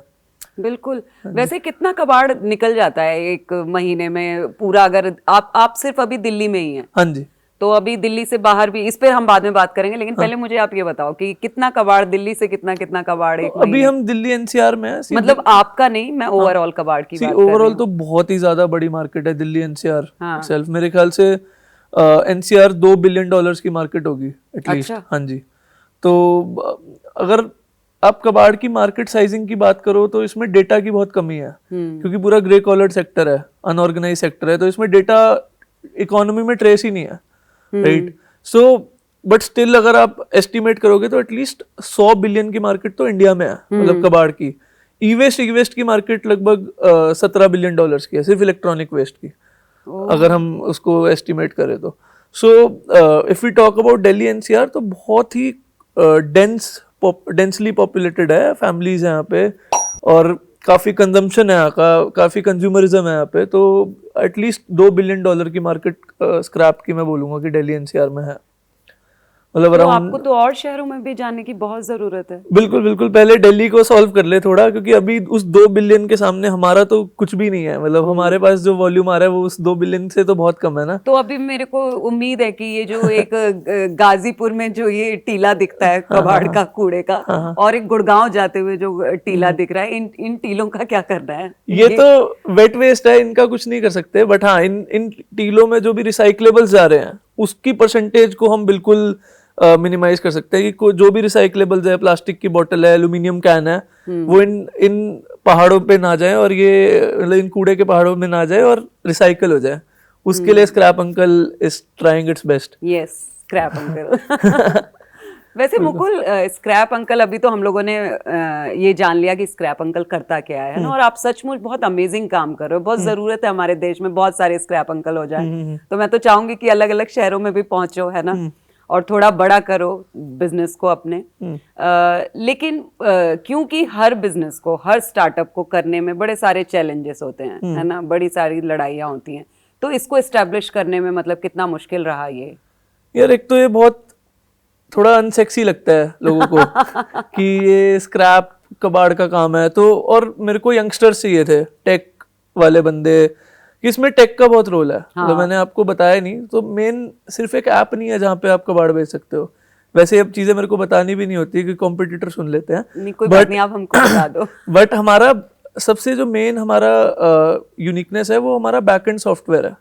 सो जो हमने वो 2 साल कबाड़ी वालों के साथ बिताए ना अपने घर में, उससे जो हमने ग्राउंड लेवल ऑपरेशंस को सीखा कि ग्राउंड लेवल पे क्या क्या चैलेंजेस है। इसमें लीकेजेस बहुत है, राइट। ये रिवर्स लॉजिस्टिक्स का धंधा है। अब फॉरवर्ड लॉजिस्टिक्स तो 25-30 साल पहले ऑर्गेनाइज हो गया था, उसमें बार कोडिंग आ गई थी, राइट। बार कोडिंग होते ही पूरी बदल गया, रिटेल बदल गया, ई कॉमर्स बदल गया। उनके वेयर हाउसिंग के प्रॉपर एसओपीज हैं, लॉजिस्टिक्स के प्रॉपर एसओपीज हैं। अब ये कोई छोटी मार्केट थोड़ी है स्क्रैप की, इतनी बड़ी मार्केट है, पर ये बिल्कुल ही ऑफलाइन है, जीरो इंटरवेंशन ऑफ टेक। तो हमने बैकएंड में बहुत प्रोप्राइटरी सॉफ्टवेयर अपना बनाया है, जो कि अब देखो ना, अगर आप ई कॉमर्स का वेयरहाउस देखोगे, वहां भर के टेक्नोलॉजी यूज होती है। तो वही टेक्नोलॉजी हम कबाड़ में लेके आ रहे हैं। सही है। हमने फिगर आउट कर लिया कि कबाड़ को कैसे बारकोड करना है। और इसमें लीकेजेस बहुत होती है, मिस हैंडलिंग के चांसेस होते हैं, क्योंकि इसमें manufacturer is a house hold. मतलब आप मैन्युफैक्चरर हो। जैसे अगर आप नॉर्मल चीज की बात करोगे तो एक बहुत बड़ी कंपनी मैन्युफैक्चरर होती है, राइट। बट यहाँ पे तो एक आम इंसान मैन्युफैक्चरर है कबाड़ का। बिल्कुल। तो वो उल्टी चल रही है सप्लाई चेन। तो आपको भी नहीं पता इसका क्या एसओपी फॉलो होना चाहिए, इन्वेंट्री करने का कोई तरीका ही नहीं है। और ट्रेसेबिलिटी सबसे बड़ी प्रॉब्लम है सस्टेनेबिलिटी सेक्टर में, कि ट्रेस कैसे होगा कि जो यहाँ से उठा वो कहीं इधर उधर नहीं हुआ और रिसाइकलर तक ही पहुंचा। तो उसके लिए हमने टेक डेवलप किया अपना बैकएंड वाला। तो इस पूरे वेस्ट कॉमर्स सेक्टर में जो भी स्पेशल टेक इंटरवेंशन की जरूरत थी, उस हर एक चैलेंज के लिए हमने एक टेक सॉल्यूशन बनाया। इसकी इन्वेंट्री के लिए आप नॉर्मल सॉफ्टवेयर यूज नहीं कर सकते, स्पेशल सॉफ्टवेयर बनाया। लीकेजेस डिटेक्ट करने के लिए स्पेशल सॉफ्टवेयर बनाया। तो ये सारा टेक, मतलब टेक भर के है इसमें। दूर से किसी को क्या लगता है कि मतलब पूरा कमाल मतलब टेक ही कर रहा है ना। अब दूर से क्या लगता है कि यार वेबसाइट ऐप ही तो है, वेबसाइट ऐप तो कोई भी बनवा लेता है, 1 लाख रुपए देके मैं बनवा लूंगा, 2 लाख मतलब देके। ऐसे तो हम सुनेंगे एक बार में तो लगेगा कि अच्छा ठीक है, सारे जो ऑफलाइन कबाड़ी वाले थे वो सारे ऑनलाइन आ गए, बस बड़ा इजी सा बट होगा। वैसा नहीं है। तो we are not bringing the existing stakeholders online, we are changing entirely how the industry functions. वो चलती कैसे है वो हम बदल रहे हैं। सो उसमें बहुत सारा रोल बैकएंड टेक्नोलॉजी का है, तो दूर से नहीं दिखता, but tech is very important. तो अब बैक टू द क्वेश्चन आते हैं। तो टेक के लोग चाहिए थे मुझे अच्छे, क्योंकि मैं टेक करता तो फिर धंधा कौन चलाता। सो उसमें यंग लोगों को ही मैं बुला सकता था, जो मतलब मेरे साथ के कॉलेज वाले हो, पैसे भी ना ले ज्यादा। तो उसमें बड़ा दिक्कत होती थी ढूंढने में, को फाउंडर नहीं मिलता था। इसलिए पिछले वाले स्टार्टअप में तो फिर भी लोग थे साथ में, और इसमें एज अ सोलो फाउंडर करना पड़ा, बिकॉज ये थोड़ा मतलब अनसेक्सी लगता है सुनने में लोगों को। जैसे अभी भी जो मेरे टीममेट्स हैं, उनके पेरेंट्स बोलते रहते हैं कि तू कबाड़ का काम करता है। तो बट स्टिल वो उसको ना उन्होंने ई वेस्ट बोलना शुरू कर दिया कि इलेक्ट्रॉनिक वेस्ट है, कबाड़ नहीं है। अभी तो ठीक कर दिया है ना। तो ये थोड़े चैलेंजेस थे। उसके अलावा ऑब्वियसली फंड्स का चैलेंज था, बीइंग अ स्टूडेंट स्टार्ट करना। तो पैसे कहाँ से अरेंज होंगे। वो हमें ग्रांट मिली कोलंबिया यूनिवर्सिटी से। अच्छा, that was how we started. तो कोलंबिया यूनिवर्सिटी का एक प्रोग्राम था इंडिया में, अर्बन वर्क्स चैलेंज। उसमें तो कितना फंडिंग था वो? उसमें अराउंड 30 लाख की ग्रांट मिली थी हमें। जिससे हमारे लिए तो बहुत था, 30 lakh is more than for a शुरुआत स्टूडेंट करने के लिए टू तो स्टार्ट ठीक अ ठाक बिजनेस, तो उतना चाहिए भी होता है कोई भी बिजनेस शुरू करने के लिए। उससे हमने शुरू किया, उस 30 लाख की ग्रांट से हमने अपना 3-4 साल का ऑपरेशन चलाया। क्या बात है। बूटस्ट्रैप्ड। हम पिछले साल मतलब शार्क टैंक से पहले वी वर फुली बूटस्ट्रैप्ड जब हम शार्क टैंक में गए थे। तो पिछले साल अगस्त में हमने राउंड क्लोज किया 2023 में। Before that we were totally we didn't raise any external funds, और हम सारा अपना महीने की सैलरीज वगैरह सब उससे निकालते थे। अच्छा। हाँ, बट प्रॉफिटेबल नहीं हुए हम कभी भी, but we were always breaking even. पर अभी तो प्रॉफिटेबल है ना? नहीं, अब हम बर्न कर रहे हैं क्योंकि अब हमें स्केल करना है। तो थोड़ा बर्न हो रहा है इस वजह से, और टेक भी डेवलप कर रहे हैं हम रैपिडली, तो उसमें भी थोड़ा अभी बर्न हो रहा है। बट हाँ, we'll be soon breaking even in Delhi, मतलब बाय नेक्स्ट 8-10 मंथ्स हम दिल्ली ब्रेक इवन कर देंगे। फिर नेक्स्ट सिटीज में जाएंगे तो वहां पे थोड़ा सा शुरू में बर्न होगा, फिर वहाँ ओवरऑल एज अ कंपनी। वो तो शुरुआत करने में थोड़ा तो बर्न होगा ही, लेकिन फिर भी आप तो एक तरह से वैल्यूएशन तो आपका ठीक ठाक ही है। हाँ, मतलब सी वैल्यूएशन पे भी नहीं जाएंगे, रेवेन्यू की बात कर लेते हैं। हाँ, रेवेन्यू ठीक ठाक है, रेवेन्यू ठीक ठाक है। So revenue is around monthly we are doing more than 1 crore. So that is very good. But scrap की बात करें, जो मार्केट साइज है उसके हिसाब से it's not a big number, मतलब it's a small number. But हाँ, हम खुश हैं कि हाँ इतने सारे अखबारों के पहाड़ हमारे वेयरहाउस में हमें दिखते हैं, एसी का पहाड़ दिखता है। इन अखबारों का क्या करते हो वैसे आप? कहाँ जाते हैं ये सारे? पेपर मिल में जाते हैं, इससे रिसाइकल होकर नया पेपर बनता है। अच्छा। हाँ, जो कार्टन होते हैं वो नए कार्टन बनते हैं, नए पैकेजिंग मटेरियल बनता है। और एसी वगैरह जो ये सब होते हैं वो ई वेस्ट रिसाइकलर के पास जाता है, उसको डिसमेंटल करता है प्रॉपर तरीके से। फिर अल्टीमेटली ई वेस्ट भी किस चीज से बना है? मेटल से बना है, प्लास्टिक से बना है। तो वो फिर उसमें से कॉपर अलग करता है, आयरन अलग करता है, फिर वो आगे रिसाइकलर्स के पास जाता है। पर मुकुल, ये तो बड़ा अच्छा है, मतलब वेस्ट से तो सिर्फ स्क्रैप अंकल जैसा ही नहीं, कुछ और भी बहुत सारे काम शुरू किए जा सकते हैं। हाँ, मतलब जैसे अभी जैसे बैटरीज में बहुत स्कोप आ रहा है, ईवीज आ रही हैं सारी, तो लिथियम बैटरी में बहुत सारे प्लेयर्स आ रहे हैं। बाकी आप इंटरेस्टिंग चीजें कर सकते हो, अपसाइक्लिंग का धंधा कर सकते हो। So upcycling is like making creative things out of waste, right? हमारा तो खैर इंडिया इतना सुंदर है कि यहाँ पे टी शर्ट का पोछा बन जाता है जब तक, तो अपसाइक्लिंग ही बोलते हैं उसको। So but you can do upcycling in a formal way, कि आप बॉटल्स को डेकोरेट करो, उनको रीपर्पस कर लो किसी तरह, रीयूज में ले लो चीजों को। सो उसका भी एक अच्छा बिजनेस बनाया जा सकता है वेस्ट में। और स्क्रैप अंकल तो है ही एक वेस्ट का बिजनेस, उसको मत बनाना और कोई, बट उसको नहीं बनाना। बट हाँ, मतलब there is a lot of opportunity coming in waste management, and it is actually a very futuristic sector. तो हम जितना फोकस स्पेस पे कर रहे हैं, पृथ्वी से बाहर जाने में, पहले पृथ्वी पे जो जगह बची है उसको अच्छे से यूटिलाइज करना है, तो पहले वेस्ट मैनेजमेंट को भी उतना ही आई थिंक प्रायोरिटाइज करना चाहिए। वो मुकुल संघर्ष बीच में ही छूट गए, मतलब वो 30 लाख रुपए की फंडिंग हुई, फिर उसके बाद क्या हुआ? हाँ, तो उसके बाद मतलब वो हमने तो कभी देखे ही नहीं थे इतने पैसे। 30 लाख की फंडिंग जब आई, उसको यूटिलाइज करना शुरू किया धीरे धीरे। हम we were very conservative, which was a very good thing. मतलब वो हालांकि मेंटालिटी थी नहीं कि भाई ऐसे खर्च करने होते, हम तो बिल्कुल फूक के खर्च करते थे पैसे, जिस वजह से हमने एक पहले उसको बिजनेस की तरह किया, कि पहले देखते हैं कि ये खुद को फंड कर सकता है बिजनेस, मतलब ऐसे ही तो नहीं होगा कि 1 साल में पैसे खत्म हो जाएंगे। तो जब वो चलाया 3-3.5 साल, मैंने आपको बताया, उसी फंड से हमने चलाया धीरे धीरे। मतलब 1-1.5 लाख रुपए पर मंथ की रेवेन्यू होती थी, फिर 10 लाख पे आए, वो ही बहुत बड़ा लगता था। फिर 15 लाख रुपए पर मंथ आए, 20 लाख पर मंथ आए, 25 लाख पर मंथ आए। तो without funding we were at 30 lakhs per month of revenue, 30-35 lakhs। And उसके बाद फिर हमारा फाइनली हमने फंड रेज किया। बट हाँ, 30-35 lakhs में we were able to take all our expenses out. उसमें से सबकी सैलरीज होगी, टीम की, पिकर्स को पैसा मिल जाता था। प्रॉफिटेबल नहीं हुए हम, बट लॉस भी नहीं हमने एज सच किया। उसके बाद then we raised the first round. तो वो कहीं ना कहीं जो पिछले डेकेड में चीज़ें बहुत बदली हैं, मतलब जो पिछला डेकेड था वो थोड़ा बर्न को नॉर्मलाइज कर रखा था कि तो होता ही है बर्न। तो मेरा ये पर्सनल बिलीव है कि मतलब एक्सेसिव जब आप स्पेंडिंग करते हो बिल्कुल ओपन माइंडेड होके, जो कि करनी भी चाहिए, उसमें कई बार फिजूल खर्ची हो ही जाती है। मतलब मान लो अब देखते हैं कि स्टार्टअप ने 2000 करोड़ बर्न कर दिया या 2000 करोड़ का एक्सपेंस कर दिया, तो वो भी इतनी जल्दी, जैसे अब कई कंपनी होती है उनकी बहुत जल्दी फंडिंग हो जाती है। तो मुझे ऐसे लगता है कि कहीं ना कहीं गलतियां भी हुई होंगी उसमें। मतलब अगर आप मानो कि उसका 20% भी उन्होंने गलत स्पेंड कर दिया, which is a huge number, तो थोड़ा सा कंजर्वेटिव और स्टार्टअप को मिक्स करके चलना चाहिए, और आजकल तो हो भी वही रहा है। अभी investors are very strict now, अभी they want to invest in profitable companies, they don't just look at, तो रेवेन्यू तो होना ही नहीं चाहिए ना, मेन तो प्रॉफिट ही होता है धंधे में। अभी तो काफी बदल गया इन्वेस्टर हाँ, का मामला। हाँ। अब इन्वेस्टर आपकी कहानी सुन करके नहीं आते हैं आपके पास, आप दिखाइए कि आपका रेवेन्यू क्या है। नहीं, रेवेन्यू भी नहीं, प्रॉफिट क्या है। हाँ मतलब profit, yes, revenue is still top line. तो अभी चीजें काफी चेंज हो गई हैं, एंड आई थिंक होना भी ऐसे चाहिए कि आप एक बहुत ही मॉडर्न स्टार्टअप वाले माइंडसेट से चलो। एट द सेम टाइम आप ये मत भूलो कि भाई बिजनेस है, ये धंधा है, इसमें इसको सरवाइव करना चाहिए खुद को।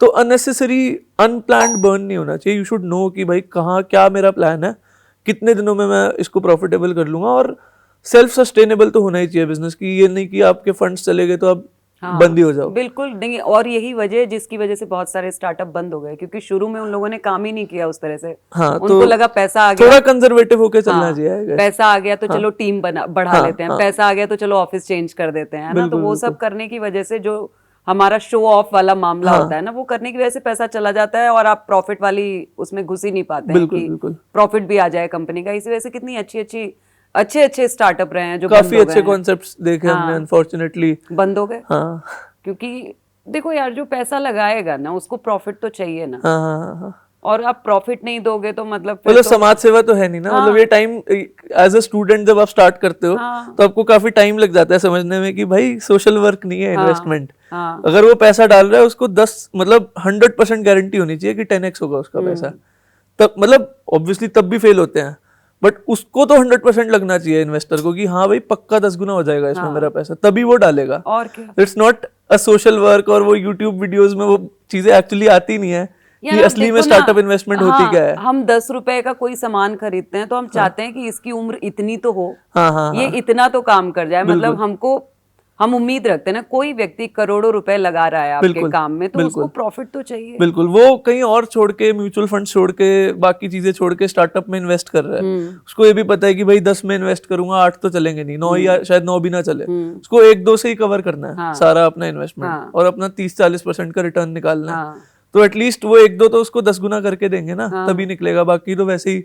तो उसको पिच करते हुए मतलब यू हैव टू बी, पहली बात तो आपको खुद को पता होना चाहिए कि ऐसे ही नहीं मिल जाएंगे पैसे, कि आपने कोई आइडिया बोल दिया और पिच बना ली और पैसे मिल जाएंगे। तो आपको पहले खुद कॉन्फिडेंस होना चाहिए कि हाँ भाई ये तो फटेगा, बहुत बड़ा होगा। इन्वेस्टेबल बिजनेस उसी को बोलते हैं जिसमें एक पॉसिबिलिटी हो कि हाँ स्केल करने के लिए हम इसमें पैसा लगा सकते हैं। तो पैसा स्केल करने के लिए लगाना चाहिए, स्केल वाली स्टेज तक पहुंचने के लिए जुगाड़ करना चाहिए पैसों का, कुछ भी करके, चाहे वो ट्यूशन पढ़ा लो, कुछ भी कर लो as a student. And I did that, मतलब हमने करे ऐसी जुगाड़ पैसों के शुरू में, जो बिफोर दैट कोलंबिया ग्रांट। अच्छा, किया क्या? किया पैसे का जुगाड़ कैसे किया? यही छोटा मोटा पैसे घर वालों से ले लिए, कुछ काम कर लिया, मतलब ऐसे ट्यूशन वगैरह का। बाकी ड्रोन स्टार्टअप से भी कुछ बचे थे, ड्रोन स्टार्टअप के पैसे बहुत उड़ाए हमने, मतलब वहाँ पे ट्रैवलिंग बहुत होती थी उसमें, तो वो ज़्यादा कुछ बचा नहीं पाए हम। काम करके घर वालों से थोड़े पैसे लेके तब जाके स्क्रैप अंकल को स्टार्ट किया शुरू में। कंपनी इनकॉर्पोरेट कराने के लिए भी पैसे चाहिए होते हैं, मतलब एज अ स्टूडेंट तो वो भी बड़ा ही अमाउंट लगता है, ठीक है। अब तो हंसी आती है वो सब सोच के, बट जब आप एक स्टूडेंट होते हो और कंपनी इनकॉर्पोरेट कराने को सीए 15,000 मांगता है, वो बहुत बड़ा लगता है आपको। तो करा कुछ करके मैनेज। हालांकि हम we are a very asset light company, but थोड़ा ऑपरेशनली तो हैवी है हमारा काम, तो कभी भी कुछ भी आ जाता है। एंड बीइंग मतलब अभी एक अर्ली स्टेज पे ही है, तो फोन आ जाता है कि भैया ट्रक पलट गया आ जाओ आधी रात को, या कुछ भी ऐसी चीजें हो जाती हैं। तो वो सब बड़ा मजा आया, मतलब हाँ दुनियादारी बहुत सीख ली, मतलब कि कैसे होती है दुनिया, कैसे चलती है, चीजें कैसे चलती है, वो बड़ा समझ में आ गया। कभी कुछ हो रहा है, कभी कुछ हो रहा है, कभी वेयर हाउस में कोई प्रॉब्लम आ रही है, कभी पानी टपक रहा है, कभी कुछ हो रहा है। सो थोड़ा ऑपरेशनल चीज़ें ज़्यादा हैं हमारे स्क्रैप अंकल में, बट हाँ टेक के साथ साथ इन चीज़ों में भी थोड़ा फोकस देना पड़ता है। ये भी एक तरह के चैलेंजेस ही बोलोगे। अब तो खैर हमारे ऑपरेशंस टीम है post the fund raise, but before the fund raise उस सब में खुद ही भागना दौड़ना पड़ता था। तो सब धक्के, कई बार तो पिकअप्स करने पड़ते थे। संडे, जैसे मैंने बताया कि Saturday Sunday is the most busy day for us, तो उसमें अब कई बार क्या होता था, कस्टमर्स लड़ते थे कि यार आज ही करो, हमें नहीं पता। और पुराने कस्टमर, खासकर कस्टमर भगवान है, तो अच्छा, लड़ाइयाँ भी हो जाती हैं। हाँ, वो ऑब्वियसली B2C तो धंधा ही ऐसा होता है, B2C में you are dealing with masses, but I think operational experience is very very important. चाहे आप कुछ भी बना रहे हो, चाहे आप बिल्कुल ही प्योर हार्डकोर डीप टेक या टेक भी बना रहे हो, आपको पता होना चाहिए कि हाउ ऑपरेशंस वर्क। एंड मुझे तो मजा आता है ऑपरेशंस में, मतलब, और काफी खुद ही किए ऑपरेशंस शुरू में। तो यही मतलब चैलेंजेस थे। जैसे फंड्स वाला हो गया, धक्के खाने वाले काम हो गए। मैं बता रहा था कि सैटरडे संडे को वर्कलोड होता है हमारा ज़्यादा, तो कई बार कस्टमर बोलता है कि भाई आज ही चाहिए, हमें नहीं पता, आज ही करो पिकअप। तो फिर वही गाड़ी लेके जाओ खुद ही। क्योंकि लोग भी तो सैटरडे संडे ही फ्री बिल्कुल, होते हैं, है तो ना? हमारे वो व्हीकल्स कई बार लिमिटेड हो जाते हैं, फिर हम बाहर से अरेंज करते हैं, वो भी लिमिटेड हो जाते हैं। कई बार खुद जाना पड़ता है पिकअप करने, अभी भी जाते हैं। अच्छा, दिवाली पे तो बहुत ज्यादा बढ़ जाता होगा काम। बिल्कुल बिल्कुल, दिवाली पे बहुत सीजनल हाई होता है हमारा। हाँ। तो ऑल्सो मेरे हिसाब से तो फाउंडर्स को हमेशा कस्टमर से बात करते रहना चाहिए, चाहे कंपनी किसी भी स्टेज पे हो। तो काफ़ी अच्छा मौका मिल जाता है हमें तो इसी बहाने कि भाई कस्टमर से जाके समझ ले कि कैसा चल रहा है। तो वो टच कभी ख़त्म नहीं होना चाहिए। जिस टाइम वो टच ख़त्म हो जाएगा ना, फिर आपकी कंपनी, ये मान लो कि उसकी जो ग्रोथ है ना, वो हम उससे ऑल्टर हो जाएगी वो। तो वो बहुत ज़रूरी होता है किसी भी फाउंडर के लिए कि always talk to your customers, चाहे कुछ भी हो जाओ। मतलब आप चाहे आप फेसबुक बना रहे हो, आप ज़करबर्ग हो, you should talk to your customers. चाहे आप एक दुकान चला रहे हो छोले भटूरे की, you should talk to your customers की टेस्ट कैसा है। सो वो वाली चीज़ भी हमारी चलती रहती है। तो शुरू में मतलब, बट हाँ, एज अ चैलेंज आ जाता है कई बार कि भाई संडे को भी मान लो अब 10 लोगों ने बोल दिया कि आओ, अब 10 जगह कैसे जाएं। तो कभी कभी शॉर्टेजेस हो जाती है, ऑपरेशनल चैलेंजेस आ जाते हैं इस काम में। तो वही है। नाइस, लेकिन फिर भी कर पा रहे हो, है ना?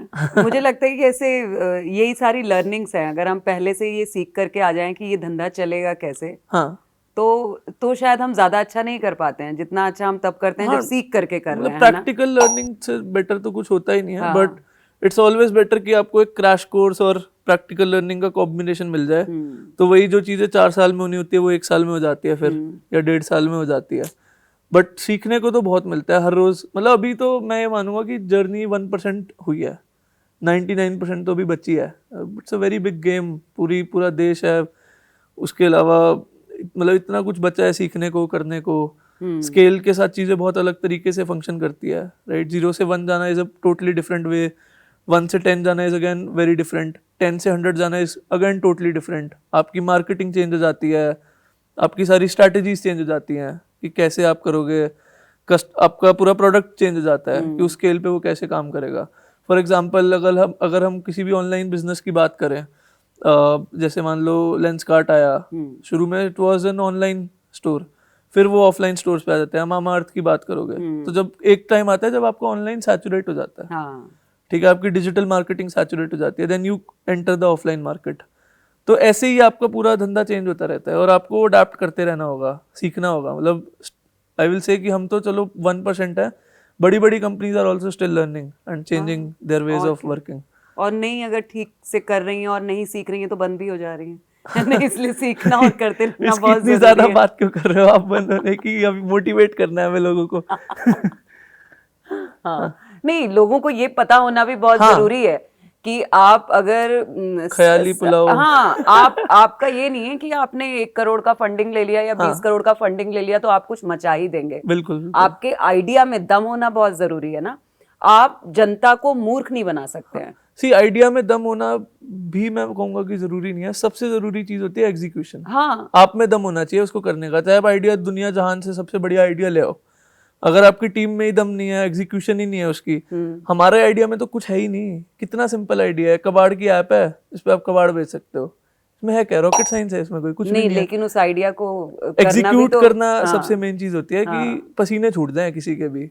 मतलब मैं कहता हूँ कि आज से 5 साल बाद भी कोई बड़ा जायंट भी सोचेगा ना कि घर घर से कबाड़ उठाना है, वो नहीं करेगा। वो कहेगा कि मैं ऐसे ही सोच के देख लो कि आपको एक दिन अपने घर का कबाड़ ही निकालना है, वही कितना बड़ा काम होता है। हाँ, तो if you are building a business to collect from doorstep and that too junk, I think it's something जो थोड़ा मतलब हिम्मत चाहिए उसके लिए।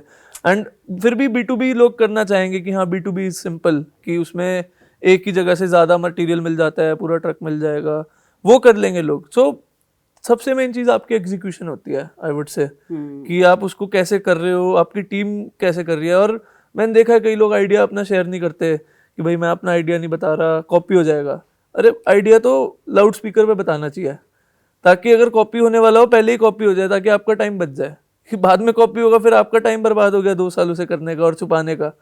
हाँ, बट वो चीजें आप छुपाओ जो बिल्कुल ही आईपी वाली, डीप टेक, पेटेंट वाली चीजें होती हैं, उसको आप पहले पेटेंट्स वगैरह फाइल करो। बट उसमें भी आई वुड से कि इतना आइडिया को शेयर करने में इतना कंजर्वेटिव नहीं होना चाहिए, बिकॉज आइडिया से बहुत ज़्यादा ज़रूरी एग्जीक्यूशन होती है। कई बार मैं देखता हूँ फाउंडर्स बोलते हैं कि भाई आइडिया मेरा था, मेरे को इक्विटी ज़्यादा मिलनी चाहिए। ये सब कॉन्सेप्ट बिल्कुल गलत है भाई। आइडिया इज जस्ट द बुनियाद, मतलब वो जस्ट एक सीड है, नॉट इवन नीव, सीड बोलेंगे उसको, कि उसके बस शुरू हुआ है, उसके बेसिस पे चीजें चल रही है। मेन चीज तो आप बना कैसे रहे हो उस घर को। अब खाद पानी उसमें बहुत सारा बिल्कुल। डालना है। हाँ, तो वही सबसे मेन है। तो धूप मिल रही है सही तरीके से कि नहीं मिल रही है, बिल्कुल ना? बिल्कुल।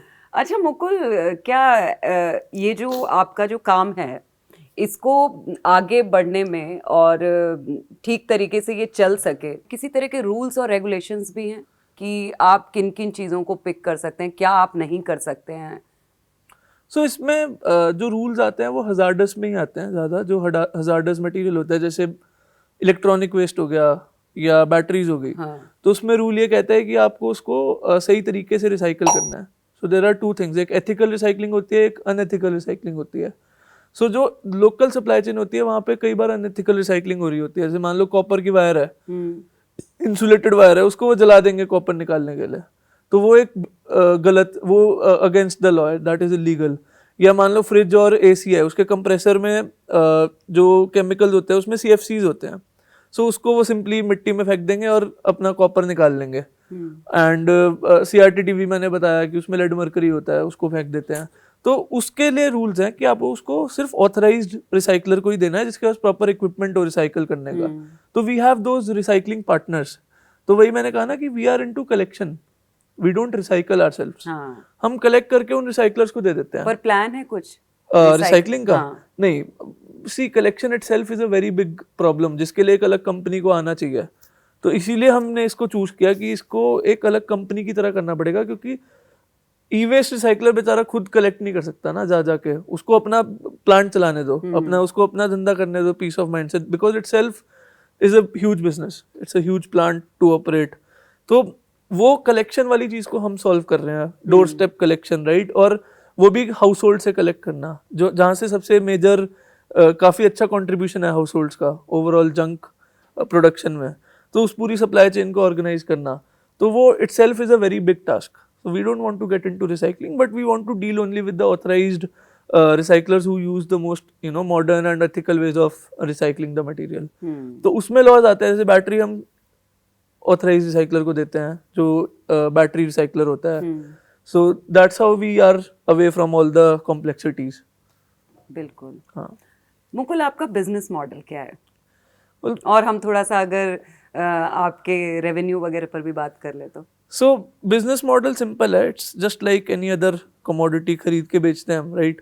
तो बस हाँ, ये है कि उल्टा है, इसमें खरीद हम ग्राहक से रहे होते हैं, बेच हम कंपनी को रहे होते हैं। होता क्या है कि लोग सामान कंपनी से, होलसेलर कंपनी से खरीदता है, ग्राहक को बेचते हैं, राइट। हमारे में उल्टा चलता है कि हम ग्राहक से खरीदते हैं, कंपनी को बेचते हैं। But it is just like any other business, एक प्रॉफिट मार्जिन होता है, that's how you make money. उसमें हम थोड़ा इनोवेट करके ऑप्टिमाइज कर लेते हैं अपने मार्जिन को, कि लॉजिस्टिक्स में हम इनोवेट कर लें, बाकी सप्लाई चेन में इनोवेट कर ले, सप्लाई चेन को बहुत छोटा कर दिया ताकि मार्जिन हमारे बढ़ जाएं। तो उस तरीके से that is our business model, we buy from the customer, we sell to the recycler and there is a gross margin in between. So that's the business model. Revenue की क्या ही बात करें, रेवेन्यू 1 करोड़ से ज़्यादा है, बट अगेन हाँ monthly, तो साल का ARR आप 12 करोड़ बोल लो, बट अगेन मैं बोलूँगा कि प्रॉफिटेबल नहीं है अभी। एंड ये 12 करोड़ बहुत छोटा नंबर है अगर हम पूरी स्क्रैप की मार्केट की बात करें तो। बट हाँ, हम अभी के लिए खुश हैं with what we have done. पर अपनी तरफ से भी तो कुछ नहीं जा रहा है ना, इतना तो आ रहा है ना कि हाँ, और घरों से आ रहा है। सबसे बेस्ट चीज़ है कि हम घरों से उठा पा रहे हैं, which is actually a good sign, क्योंकि घरों से उठाना थोड़ा मुश्किल है। स्मॉल टिकट साइज आइटम है, एक घर से आपको 800 रुपये का सामान मिलता है, तो उस 800 को जोड़ के हम बना रहे हैं, वो that is a good thing I guess. बिल्कुल। हाँ जी। आप बहुत ही अच्छा काम कर रहे हैं, क्योंकि एक तरह से ना ये जो काम हो रहा है ये काम तो गवर्नमेंट को करना चाहिए। हालांकि गवर्नमेंट भी बहुत लगी हुई है बिल्कुल बिल्कुल। सफाई अभियान में, कई तरह के सफाई अभियान हुए हैं। और अब देश, मतलब जब मैं देखती हूँ, चाहे वो क्योंकि नोएडा बहुत खूबसूरत दिखता है, बिल्कुल। दिल्ली बहुत खूबसूरत दिखता है, साफ सुथरा तो कम से कम दिखता ही है। बिल्कुल। और जो आपका काम है ये भी एक तरह से सफाई अभियान ही है, चाहे वो घरों से सफाई हो रही है, चाहे सड़कों से सफाई हो रही है ना। बिल्कुल। तो आपका कुछ इस तरह का प्लान है कि आप गवर्नमेंट को भी अप्रोच करें और उनके साथ जुड़ करके काम करें? सी गवर्नमेंट का इन्वॉल्वमेंट इसमें है, रिसाइकलेबल्स लेगी गवर्नमेंट, तो इसमें ना अलग अलग चीजें होती हैं। कुछ चीजें ऐसी होती है जिसका कंज्यूमर के दिमाग में होता है कि हाँ ये तो डस्टबिन में ही जाएगी। जैसे प्लास्टिक बॉटल है तो उसका माइंडसेट यही है कि ये तो डस्टबिन में बिलोंग करती है, ठीक है।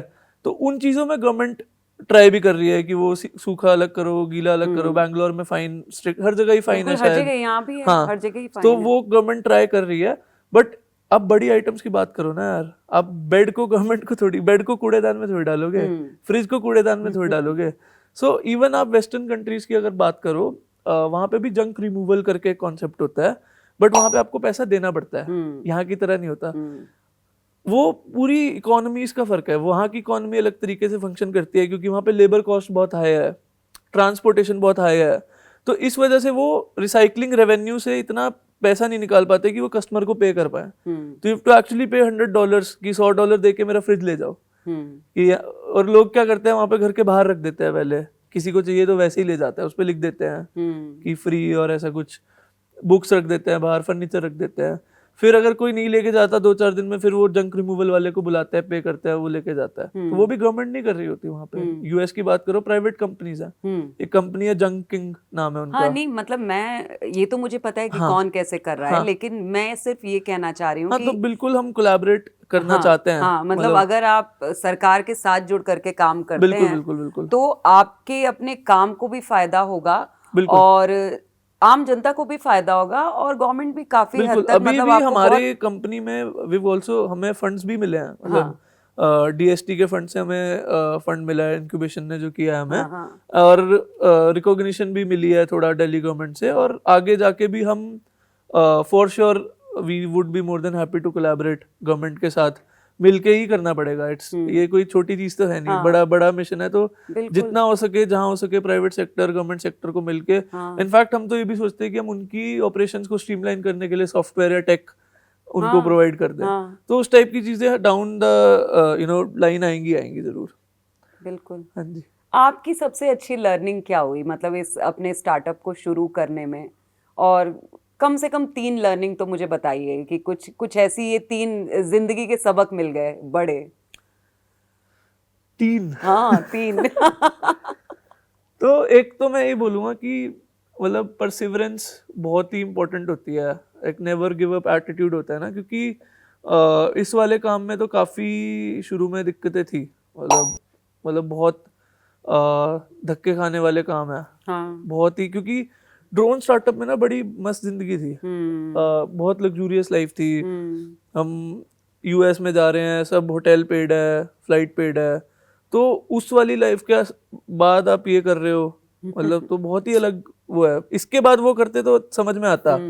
तो ये मेरे को समझ में आ गया कि नेवर गिव अप एटीट्यूड से अगर आप चलोगे और आपको पता है कि आप जो कर रहे हो सही है, तो फिर वो चीज़ कभी ना कभी आपको सक्सेस दे देगी।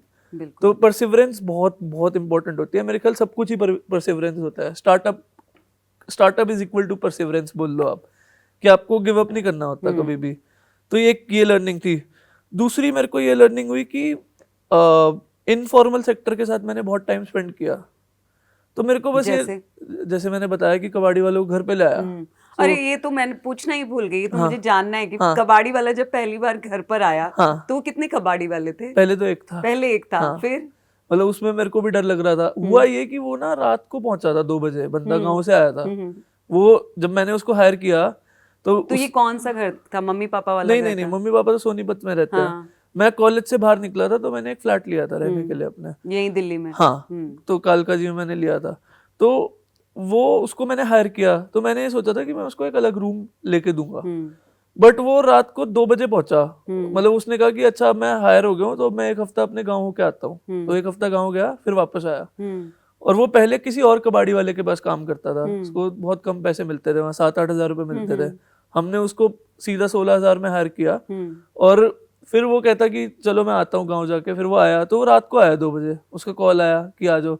तो वो मैंने कहा यार अब इसको कहाँ आधी रात को कहीं रूम थोड़ी दिलवा पाऊंगा, तो मैंने कहा तू यहीं सो जा आज।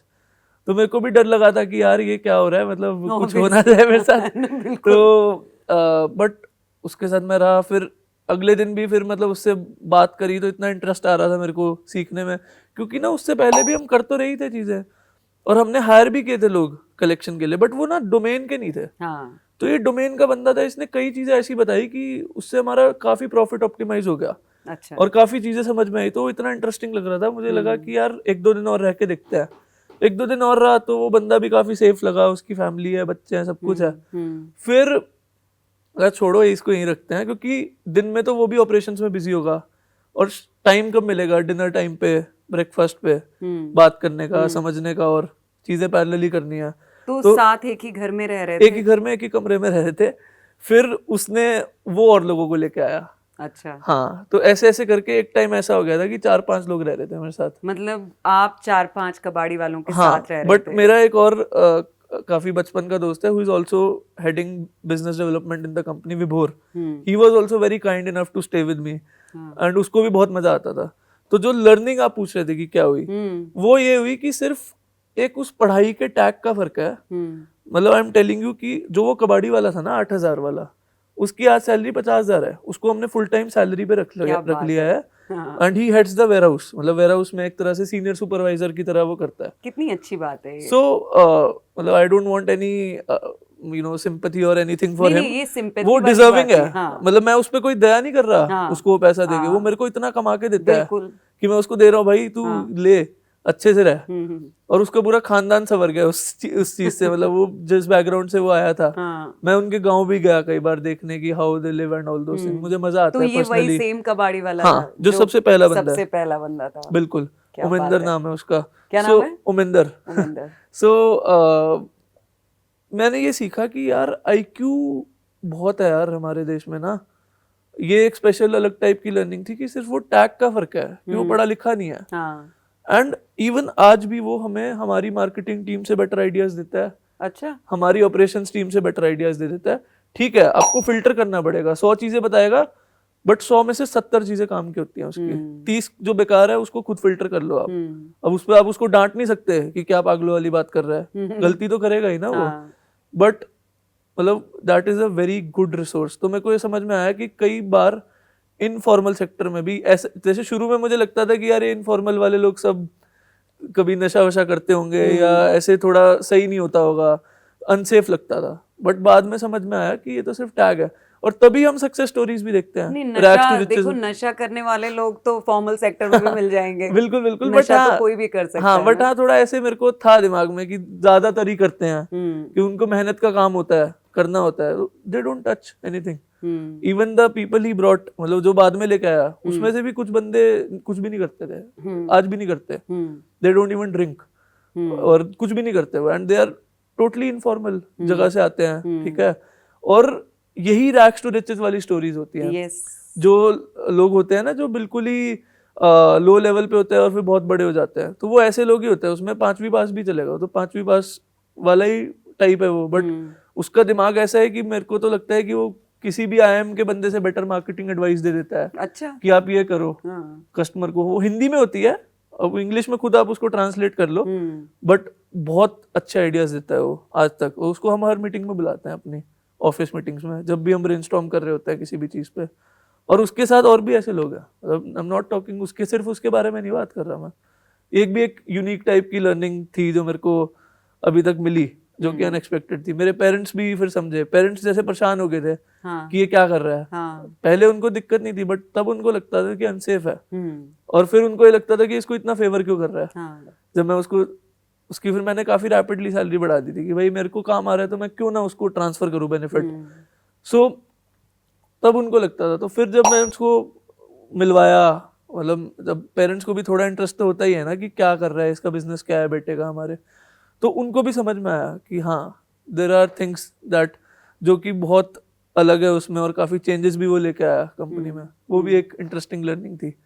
मेरे लिए बिल्कुल यूनिक अलग टाइप की लर्निंग जो मैं कहूँगा। पर इसमें तो जब आप इस तरह की आबादी के साथ जो एकदम जमीन पर रह करके काम करती है जो आबादी है, आप जब उसके साथ जुड़ करके काम करते हैं, तो देखिए जाहिर सी बात है कि हमें अच्छे बुरे दोनों तरह के अनुभव होते हैं ऐसे लोगों के साथ, है ना। मतलब किसी वो आपको किसी के साथ भी हो सकते हैं, वो आप पढ़े लिखे व्यक्ति के साथ काम करेंगे, वो भी आपको एक बुरा अनुभव दे के जा सकता है, बिल्कुल। और एक एकदम अशिक्षित व्यक्ति होगा, वो भी आपको अच्छा अनुभव दे करके जा सकता है। बिल्कुल। तो लेकिन खराब अनुभव भी हुए होंगे इस तरह के लोगों के साथ? खराब मतलब लकीली मेरे साथ तो नहीं हुए क्या बात कुछ ऐसे, बट हाँ थोड़ी बहुत चोरी वोरी जब स्केल होता है, जैसे 40 तो पिकर्स ही हैं, फिर लेबर वाले लोग होते हैं जो वेयर हाउस में मैनेज करते हैं अंदर चीजें, छोटी मोटी चोरी और वो सब, उसमें भी किसी की मजबूरी ही होती है, हाँ। कुछ ना कुछ, तो उस टाइप के छोटे मोटे एक्सपीरियंसेस हुए हैं। बट नहीं, लोगों के बिहेवियर का किसी तरह का प्रॉब्लम, उनके व्यवहार से किसी तरह का हाँ कई कोई बार सबक मिला हो? चेंज लाना बहुत मुश्किल होता है इन लोगों में, कि भाई इनको टेक देना, ऐप देना, जैसे पिकर ऐप होती है, कोई भी नई चीज इंट्रोड्यूस करने में बहुत टाइम लगता है। तो वही है कि हम उसके लिए फिर हम सॉल्यूशन ढूंढते हैं, हम ट्रेनिंग प्रोग्राम्स करते हैं, 1 वीक तक उनको बैठा के ट्रेन करते हैं अच्छे से, उनको ग्रूम करते हैं, वर्ड सिखाते हैं, हेलो, थैंक यू, सॉरी, सब उनको चेंज करते हैं कि कैसे वो थोड़े से प्रोफेशनल हो जाएं। क्या बात और है। थोड़ी उनकी जो उनका रोल भी है उसको भी थोड़ा एक ओहदा मतलब मिले और एक रिस्पेक्ट मिले, कि भाई ये कबाड़ी वाला नहीं है, वो यार वो एक्चुअली सुपर हीरो है, मतलब वो सही में हमारी इतनी हेल्प कर रहे हैं, तो उनको बोलना ही, उनको यार एनवायरनमेंट कंजर्वेशन जो होती है, लोग खुद को एक्टिविस्ट बोलते हैं, असली एक्टिविस्ट तो ही है। और क्या, इंग्लिश वाले एक्टिविस्ट क्या होते हैं? हाँ। उनसे बोलो ना जाके उठाओ, हाँ।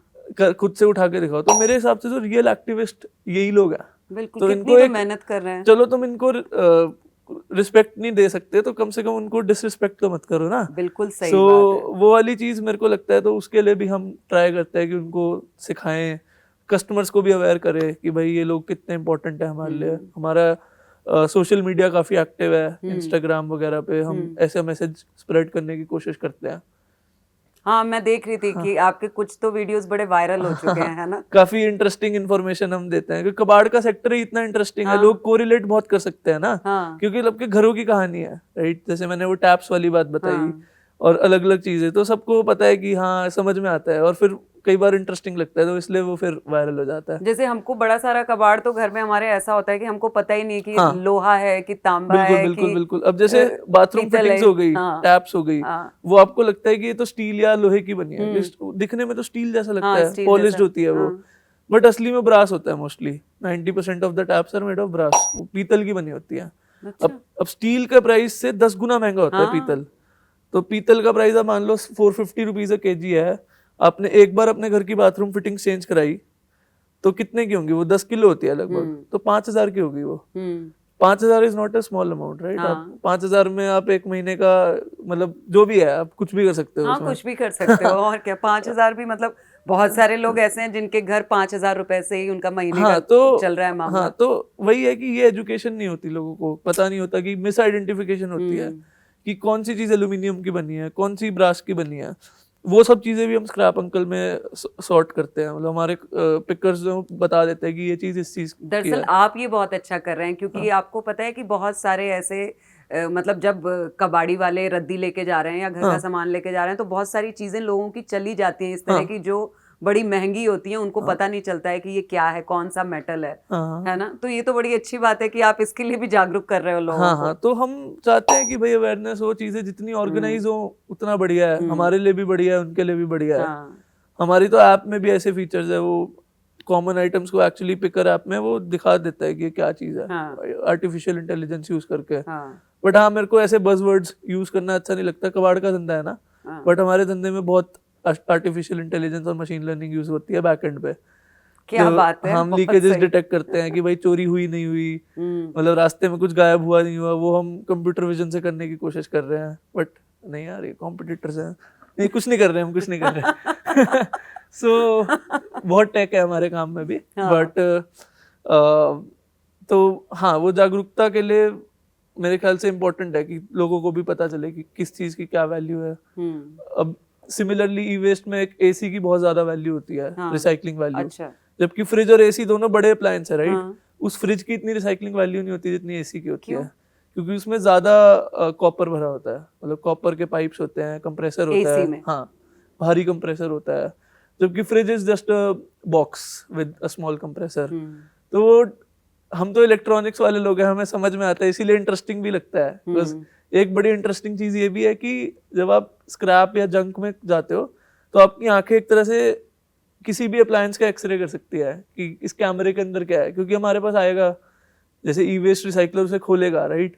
तो ये बड़ा इंटरेस्टिंग पार्ट है इस बिजनेस का कि आपको पता होता है कि हर चीज के अंदर क्या लगा है, टीवी के अंदर क्या है, फ्रिज के अंदर क्या है, एसी के अंदर क्या है, स्पीकर के अंदर क्या है। तो ये भी बड़ी एक इंटरेस्टिंग फैक्ट बचपन है। वाला जो खोलने का जो शौक होता था वो वही ये पूरा हो रहा सारे है मेरा खिलौने तो। खोल डालो, है हाँ, ना? यही तो मैं वो करता सारा था। शौक पूरा हो रहा है अभी, है बिल्कुल ना? बिल्कुल। तो मुकुल अभी तक बड़े नहीं हुए हैं, है ना? मैं तो बहुत ज्यादा, मेरे पेरेंट्स दुखी थे। मैं तो नया टॉय लाता था, फिर ऐसे किसी बहाने से उसको खिसका के तोड़ देता था कि अब तो इसको खोलना ही पड़ेगा। तो ये मेरे भाई ने भी बहुत ज्यादा किया है वही कि जितने खिलौने आ रहे हैं उनको खोल दिया जा रहा है, फिर खुद से ही लगाना है उसे। मुझे लगता है बॉयज में बहुत ज्यादा होता है ना ये। अच्छा मुकुल, जैसा कि आपने बताया कि आप ट्रिपल आईटी से हैं और आपका जो फर्स्ट फंडिंग हुआ था वो इनक्यूबेटर से हुआ था, तो ये इनक्यूबेटर से फंडिंग लेने का प्रोसेस क्या है? और अगर जो नए बच्चे हैं जो स्टार्टअप करना चाह रहे हैं या कॉलेज में पढ़ रहे हैं, स्कूल में पढ़ रहे हैं, तो वो किस तरह से शुरुआत करें अपनी?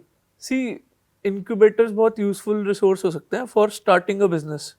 तो हमारा तो खैर इनक्यूबेटर के थ्रू हमें प्रोग्राम मिला कोलंबिया वाला, जिससे हमारी फर्स्ट फंडिंग हुई। इनक्यूबेटर से तो हमने अभी रिसेंटली फंड रेज किया अपने।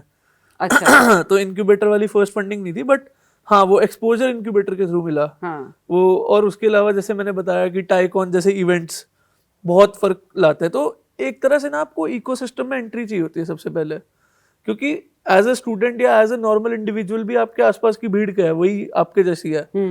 सो सबसे पहले आपको तो उसको बदलना है ना, योर सराउंडिंग्स, तो आपको उन्हें चेंज करना है। तो किसी भी तरह इकोसिस्टम में घुसने का बेस्ट तरीका यही है। मतलब वी आर सो लकी कि आजकल ये है, शायद 10-15 साल पहले तो बहुत कम होता था। तो ये इनक्यूबेटर एक तरीका है कि आप इकोसिस्टम से टच में आ जाते हो। फिर आपको आपके मेल बॉक्स में ईमेल्स आने लगते हैं जो इनक्यूबेटर भेज रहा होता है। इनक्यूबेटर को बाकी जगहों से आ रहे होते हैं, कई कंपनीज के स्टार्टअप रिलेटेड प्रोग्राम्स होते हैं, कई गवर्नमेंट के स्टार्टअप रिलेटेड भर के प्रोग्राम्स होते हैं गवर्नमेंट ऑफ इंडिया के, वो इनक्यूबेटर को भेजती है, इनक्यूबेटर आपको भेजता है। तो जैसे स्टार्टअप इंडिया की बहुत अच्छी वेबसाइट भी है हमारी। तो ये वन ऑफ द वे है कि to get started with the ecosystem of startups. समझ में आती हैं चीजें, because startup itself is a very, मतलब कई चीजें तो कोई बताता ही नहीं है स्टार्टअप के बारे में। जैसे एक सबसे मेन चीज, अगर मैं स्टूडेंट्स की बात करूं, मैं अपनी लर्निंग शेयर कर देता हूं कि इट इज, मतलब अब मैं थोड़ा डिमोटिवेट नहीं करना चाह रहा, बट नहीं, पर नेगेटिव चीजें भी पता होनी बहुत जरूरी है ताकि बच्चे प्रिपेयर हो सके उस चीज के लिए। तो चाहे स्टूडेंट हो चाहे कोई भी हो, तो सी ये मजाक नहीं है startup. It's a lonely journey with full of ups and downs, जिसके बारे में कोई बात नहीं करता कहीं पे भी। सिर्फ ग्लैमर चमक दमक दिखाई जाती है, बट इसमें बहुत सारे लोज होते हैं, ठीक है। और मैंने देखा है कि कई बार क्या होता है, लोग बोलते हैं स्टार्टअप कर रहे हैं, स्टूडेंट्स खासकर, वो क्या करते हैं कि फिर वो पढ़ाई भी नहीं करते और स्टार्टअप भी नहीं करते। मतलब तुम अगर पढ़ाई, तो वो क्या करते हैं कि they use startup as an excuse कि यार मैं तो स्टार्टअप करूंगा, मैं पढ़ूंगा नहीं। मैं भी करता था ये चीज कि भाई मेरा तो स्टार्टअप है, मैं क्यों पढ़ाई करूं, क्या क्या करूंगा एक साथ। तो ये सबसे पहला तरीका होता है कि तुम दोनों करो एक साथ, ताकि तुम टेस्ट कर पाओ खुद को कि मल्टीटास्किंग तुम्हारी कैसी है। क्योंकि स्टार्टअप में तो तुम्हें वैसे ही 20 काम एक साथ करना है, तो शुरुआत में ही तुम ऐसे टेस्ट कर लो कि तुम्हारे में कितना दम है कि तुम पढ़ाई भी करो और स्टार्टअप भी करो। तो अल्टीमेटली जब आप स्टार्टअप कर रहे हो, तो सबसे, मैं कई बार लोग बोलते हैं कि यार हमें ना 9 to 5 जॉब नहीं करनी, तो यार फिर फ्रीलांसर या यूट्यूबर बन जाओ। 9 to 5 जॉब नहीं करनी तो उसमें थोड़ा शायद आसान हो जाएगा, बट स्टार्टअप तो फिर सुबह 6 बजे से रात को 2 बजे तक की जॉब है। ये जितने भी बजे उठ रहे हो, फिर रात को 3-4 बजे तक की जॉब है, ये मान लो। और कोई वीकेंड भी नहीं है। बिल्कुल। तो बट हाँ, वो काम ऐसा होना चाहिए कि आपको उससे प्यार हो। तो वीकेंड, सी वो बोलने की बात होती है, ultimately founders love their work, हाँ, so it is like a vacation every day. और मुझे लगता है फाउंडर ही नहीं, मतलब कोई भी व्यक्ति, जैसे मैं अपना काम बहुत पसंद करती हूँ, सब इतने लकी नहीं होते। आप करते हो, बहुत अच्छी बात है, बट हर कोई अपना काम पसंद नहीं करता। अगर इंसान अपना काम पसंद करने लगेगा तो उसके लिए ये वर्ड्स सब ऐसी जार्गन हो जाएगा, बर्नआउट और ये सब कुछ नहीं होता। फिर वो every day is a vacation when you are loving your work, right. आपको छुट्टी चाहिए ही नहीं होती तब। सो बट हाँ, अगर आपको स्टार्टअप करना है तो उसमें सबसे हिडन चीज है वो हार्ड वर्क, जिसकी कोई बात नहीं करता।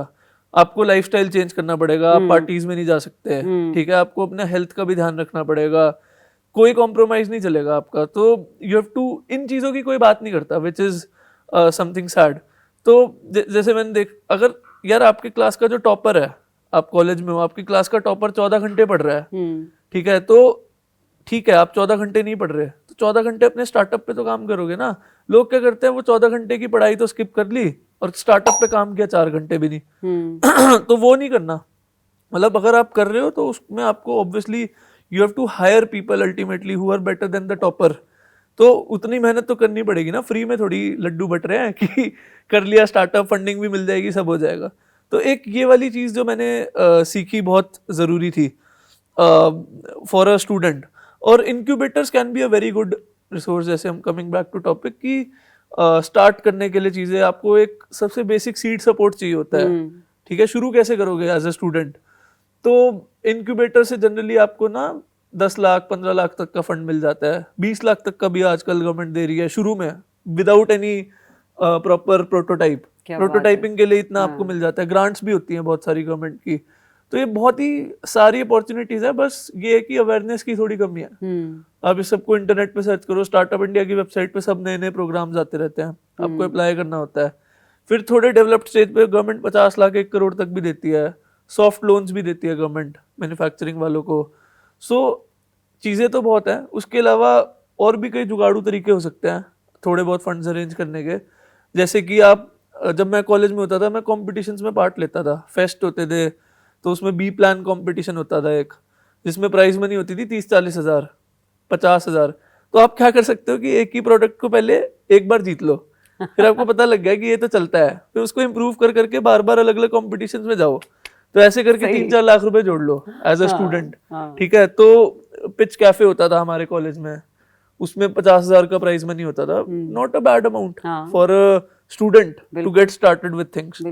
तो इन सब जुगाड़ों से आप कुछ ट्रैक्शन लाओ। ट्रैक्शन मतलब कुछ डेटा लाओ, कुछ रेवेन्यू लाओ, चाहे आपकी कंपनी इनकॉर्पोरेटेड भी ना हो, and then you know show this to investors and yourself also कि हाँ भाई मेरे चीज में दम है जो मैं बना रहा हूँ। सो आई थिंक इंक्यूबेटर्स के थ्रू भी ये वाले कॉम्पिटिशन्स का भी पता चलता है आपको कि यार ये कॉम्पिटिशन्स हैं where you can go and you know pitch. And last तरीका एज अ स्टूडेंट, कुछ भी करके पैसे कमाओ, फ्रीलांस करो, you know, to fund your startup rather than, मतलब लोग बहाना बोलते हैं कि फंड्स नहीं है, कि कैसे करूं, फंडिंग नहीं है अभी तो मेरे पास। तो यार वो जब आपका होता है ना कि आपको करना है, तो फिर वो कुछ भी करके आप जुगाड़ लेते हो चीजें। सो आई वुड से कि उन चीजों को, मतलब कुछ भी करके you should work really hard to get funding. Should not be a reason कि आप शुरू नहीं कर रहे उस चीज का। बिल्कुल। तो that was about incubators. Mukul, जैसे आपने अभी बताया कि स्टार्टअप इंडिया मतलब बहुत अच्छी तरह से सपोर्ट कर रहा है, तो मैं चाहूंगी कि आप स्टार्टअप वाइब्स 18 के माध्यम से, क्योंकि स्टार्टअप वाइब्स 18 का मकसद ही ये है कि अवेयर कर सकें हम ज़्यादा से ज़्यादा बच्चों को, ज़्यादा से ज़्यादा फाउंडर्स को, जो लोग स्टार्टअप की दुनिया में आना चाहते हैं। तो मैं चाहूंगी कि आप बताएं कि स्टार्टअप इंडिया मतलब किस तरह से हेल्पफुल है, अगर आपके पास कोई अच्छा और इनोवेटिव आइडिया है तो, और आप स्टार्टअप करना चाहते हैं तो। सी स्टार्टअप इंडिया बहुत सारे रिसोर्सेज देता है आपको। जैसे मान लो आप एक स्टार्टअप कर रहे हो एज ए स्टूडेंट, आपको नहीं पता एम्प्लॉयमेंट एग्रीमेंट कैसा होता है, आपको एक हायरिंग करनी है, मतलब ऐसे थोड़ा नर्वसनेस होती है when you are hiring as a first employee. तो आपको ये नहीं पता कि एम्प्लॉयमेंट एग्रीमेंट क्या होता है, ऑफर लेटर क्या होता है। तो वो सब के टेम्पलेट्स अवेलेबल होते हैं स्टार्टअप इंडिया की वेबसाइट पे। आप देख सकते हो कि एक ऑफर लेटर कैसा दिखता है, एक नॉन कम्पीट एग्रीमेंट कैसा दिखता है। तो ये बहुत अच्छे इनिशिएटिव्स है गवर्नमेंट के। लीगल फ्रेमवर्क के आपको सारे टेम्पलेट्स ही दिए हुए हैं कि आप अपनी कंपनी के हिसाब से खुद बना लो, नहीं तो किसी बंदे को क्या पता। बिल्कुल। जब मान लो आप कल को आप स्टार्टअप शुरू करते हो, आपको थोड़ी पता है कि एक एम्प्लॉयमेंट एग्रीमेंट कैसे बनेगा। तो इस टाइप का सपोर्ट देता है स्टार्टअप इंडिया आपको। सारे प्रोग्राम्स की इन्फॉर्मेशन आती है वहाँ पे कि क्या क्या गवर्नमेंट के इनिशिएटिव्स है, क्या क्या प्राइवेट इनिशिएटिव्स है, वो भी वहाँ पे जाके पोस्ट कर सकते हैं और उन पे आप अप्लाई कर सकते हो। दैट्स अ कॉमन वेबसाइट जहाँ पे आप अप्लाई कर सकते हो। तो काफी अच्छा इनिशिएटिव है गवर्नमेंट का to boost entrepreneurship in the country. तो startup India, incubators, accelerator programs वो भी एक होते हैं। तो ये तीनों चीजें बहुत ही हेल्पफुल रहती है for you know early stage entrepreneurs. बिल्कुल। मुकुल, फ्लोर कैप क्या है? सो जो बड़ा सुनने को मिलता है, लेकिन है क्या, मैं चाहूंगी कि आप थोड़ा उसको एक्सप्लेन करें जो देख रहे हैं हमको इस वक्त। जो फंड रेजिंग होती है, फंडिंग सबको पता होता है। हाँ। फंडिंग होती है, कई बार मतलब हमारी आम जनता को पता ही नहीं होता कि चलती कैसे है। मतलब जैसे मेरे पेरेंट्स को पहले लगता था कि फंडिंग प्रॉफिट के बदले होती है, कि वो फंड कर रहे हैं तो हमें प्रॉफिट देना पड़ेगा उनको। उसे एक्चुअली रॉयल्टी बोलते हैं, जो अभी आजकल नया टर्म आया है। सो टर्म तो पुराना है, बट आजकल शार्क टैंक पे आ रहा है तो इसलिए लोग सुन रहे होंगे। सो फंडिंग में एक इंस्ट्रूमेंट यूज होता है कि आप अपने शेयर्स किस तरीके से दे रहे हो, राइट। तो उसके लिए आप इक्विटी शेयर्स दे सकते हो, उसके लिए आप अलग अलग शेयर टाइप्स होती हैं, अलग अलग इंस्ट्रूमेंट्स होते हैं। जैसे एक इंस्ट्रूमेंट होता है सेफ नोट, एक इंस्ट्रूमेंट होता है कन्वर्टिबल नोट। तो this is just a way of giving funding. तो कन्वर्टिबल नोट्स तब यूज होते हैं, जैसे मान लो आप पहला राउंड रेस कर रहा है कोई सीड राउंड, तो उसको खुद ही नहीं पता वैल्यूएशन क्या होनी चाहिए। किसी को क्या पता, अगर आप वैल्यूएशन वैसे ही ऑन पेपर है, मतलब आप 10 करोड़ बोल रहे हो, 20 करोड़ बोल रहे हो, 100 करोड़ बोल रहे हो, पता ही नहीं है इंसान को कि what my company is worth. तो सिर्फ बोल रहा है ना कि हाँ 20 करोड़ होनी चाहिए मेरे हिसाब से। तो उसके लिए एक अच्छा बड़ा इंस्ट्रूमेंट है ये कन्वर्टेबल नोट, कि ठीक है अभी आप बहुत अर्ली हो, आपके पास कोई ट्रैक्शन नहीं है, मतलब आप मान लो आपके पास कोई ट्रैक्शन ही नहीं है, तो कैसे आप वैल्यू लगाओगे? जब रेवेन्यू ही नहीं है, वैल्यू कैसे लगेगी? तो ये कन्वर्टेबल और फंड, जो इक्विटी फंडिंग होती है, नॉर्मल इक्विटी राउंड होता है, उसमें पेपर वर्क बहुत इन्वॉल्व होता है। तो वो एक लेंदी प्रोसेस होता है फंडिंग का, जिसमें lot of paper work is there. तो फाउंडर फ्रेंडली तरीका है कन्वर्टेबल नोट का, कि आप अभी पैसे ले लो, कुछ फ्लोर और कैप सेट कर लो कि इससे इतने से इतने के बीच में वैल्यूएशन रखेंगे। जो वैल्यूएशन डिसाइड करेगा वो अगला इन्वेस्टर करेगा, जो 1 साल बाद आएगा, जब आपकी कुछ ट्रैक्शन हो गई होगी। तो इसे कन्वर्टेबल नोट बोलते हैं। कि सपोज आपने फ्लोर सेट कर दिया 40 करोड़ का, कैप सेट कर दिया 80 करोड़ का, तो अगला इन्वेस्टर मान लो 100 करोड़ वैल्यूएशन पे आता है, तो पिछले वाले को 80 पे उसके कन्वर्ट हो जाएंगे शेयर्स। तो इसमें क्या होता है कि पेपर वर्क बहुत सिंपल हो जाता है, मतलब आपका 2 पेजर एग्रीमेंट होता है और आप इमीडिएटली पैसा लेके काम पे ध्यान दे सकते हो। क्योंकि एक इनिशियल अर्ली स्टेज कंपनी के पास इतना टाइम भी नहीं होता कि वो पेपर वर्क में पड़े, राउंड क्लोज करे, उसको क्विकली चाहिए funds to get started with the product. तो उसके लिए ये टाइप के नए नए इंस्ट्रूमेंट्स यूज होते हैं फॉर क्लोजिंग द राउंड। तो इसे convertible note, floor, cap. Floor is, मान लो 40 करोड़ का फ्लोर है और अगला फंड रेज 70 में होता है, 70 करोड़ पे, तो जो पिछले इन्वेस्टर का है वो 70 करोड़ पे कन्वर्ट हो जाएगा। अगर 40 से कम में होता है तो फिर उसका 40 पे कन्वर्ट होगा। That's just a way of setting a range, कि इतने से इतने के बीच में उसकी वैल्यूएशन रहेगी। बिल्कुल। तो इसे फ्लोर और कैप बोलते हैं। जो बच्चे स्टार्टअप की दुनिया में आना चाहते हैं और स्टार्टअप करना चाहते हैं, आप उनको क्या मैसेज देना चाहेंगे स्टार्टअप वाइब्स 18 के माध्यम से? मेरा तो यही मैसेज होगा कि अगर आपको लगता है कि आपका दिमाग चलता है, आजकल तो हमारे पॉपुलर भी हो रहे हैं स्टार्टअप्स बहुत इंडिया में, तो आपको लगता है कि आपको समझ में आता है बिजनेस, आपका भी मन है, तो आई थिंक ट्राई करना चाहिए करने का। और दूसरी चीज, 2 ही चीजें करो, या तो स्टार्टअप में काम करो या स्टार्टअप खुद करो। ठीक है, स्टार्टअप में काम करोगे, स्टार्टअप में भी काम करो छोटे में। ये नहीं कि 200 लोगों की टीम वाले स्टार्टअप को तुम जाके काम कर रहे हो, बिल्कुल 10 लोगों वाले स्टार्टअप में काम करो। बट उसमें भी तुम्हें ढूंढना पड़ेगा कौन सा अच्छा है। उसमें भी कई बार होता है ना कि कई अच्छे होते हैं, कई नहीं होते। तो 10 लोगों वाले स्टार्टअप में काम करो। उस 10 वाले लोगों को 100 लोगों का बनाने में जो सीखने को मिलेगा ना आपको उस जर्नी में, वो बहुत ही इनवैल्यूएबल नॉलेज है। तो वो ना आपको लीनियर, मतलब वो रॉकेट शिप की तरह आपको ग्रो कराएगी पर्सनली। तो कई बार ऐसे एग्जांपल्स भी होते हैं कि आप 27-28 की एज तक वीपी बन जाते हो उस कंपनी में, जबकि वीपी की एक एवरेज एज 45-50 होती है। सो सपोज आप किसी स्टार्टअप में लगे, मान लो रेजर पे में आप लगे ड्यूरिंग द अर्ली डेज, तो obviously you are learning with the growth of that startup. ठीक है, तो वो स्टार्टअप जितनी तेजी से ग्रो कर रहा है, आपको भी उतनी तेजी से नई नई चीजें सीखनी पड़ेगी। आप बहुत इंपॉर्टेंट हो। तो इधर वर्क फॉर अ स्टार्टअप या फिर do your own startup. So that is my advice to the students कि भाई I think you should always give it a try, and fancy jobs के पीछे अभी मत भागो यार। मतलब ये एज बहुत क्रूशियल है। 20 से 30 साल की एज में आप अपने आप को जैसा बनाओगे ना, वैसे ही आप बनोगे। तो एक बहुत मतलब मुझे तो ऐसा लगता है कि हम कॉम्प्लेक्स चीजें कर रहे होते हैं स्टार्टअप्स में, तो फिर हम सिंपल कर ही नहीं सकते कभी बाद में, राइट। अगर मान लो आज से 10 साल बाद कुछ और करना पड़ता है, तो मैं जॉब थोड़ी कर पाऊंगा, या कोई स्टार्टअप वाला बंदा नॉर्मल जॉब, कंफर्टेबल जॉब नहीं कर पाएगा, वो कहेगा यार कुछ लाओ, बिल्कुल। जैसे सर है कहेगा भाई कुछ लाओ यार, इसमें मजा नहीं आ रहा मेरे को नॉर्मल चीजों में। हाँ। उसको चाहिए सरदर्द। हाँ, सरदर्द चाहिए। हाँ, तो yes. वो 20 से 30 में ही आपको डेवलप करना है। जितना अर्ली आप स्टार्ट करोगे तो वो रिस्क टेकिंग एपेटाइट आपका ज्यादा होता है। ठीक है, आफ्टर 25 फिर भी आप मतलब थोड़ा सेटल होने की तरफ जाते हो। बिल्कुल। तो जब आप कॉलेज से ग्रेजुएट हो रहे हो, आई थिंक MBA की डिग्री से बेटर लर्निंग आपको मिल सकती है एक स्टार्टअप में काम करके, और आप वो करना चाहिए। फिर बाद में तो पड़ी है यार जिंदगी नौकरी करने के लिए या MBA करने के लिए, जो भी करना है at least give a try working for a startup for few years. अगर आपको लगता है कि स्टार्टअप नहीं होगा आपसे, अगर आपको लगता है कि हाँ मेरे पास आइडिया है, मैं कर सकता हूँ, तो डू इट। तो that would be my advice for the young entrepreneurs.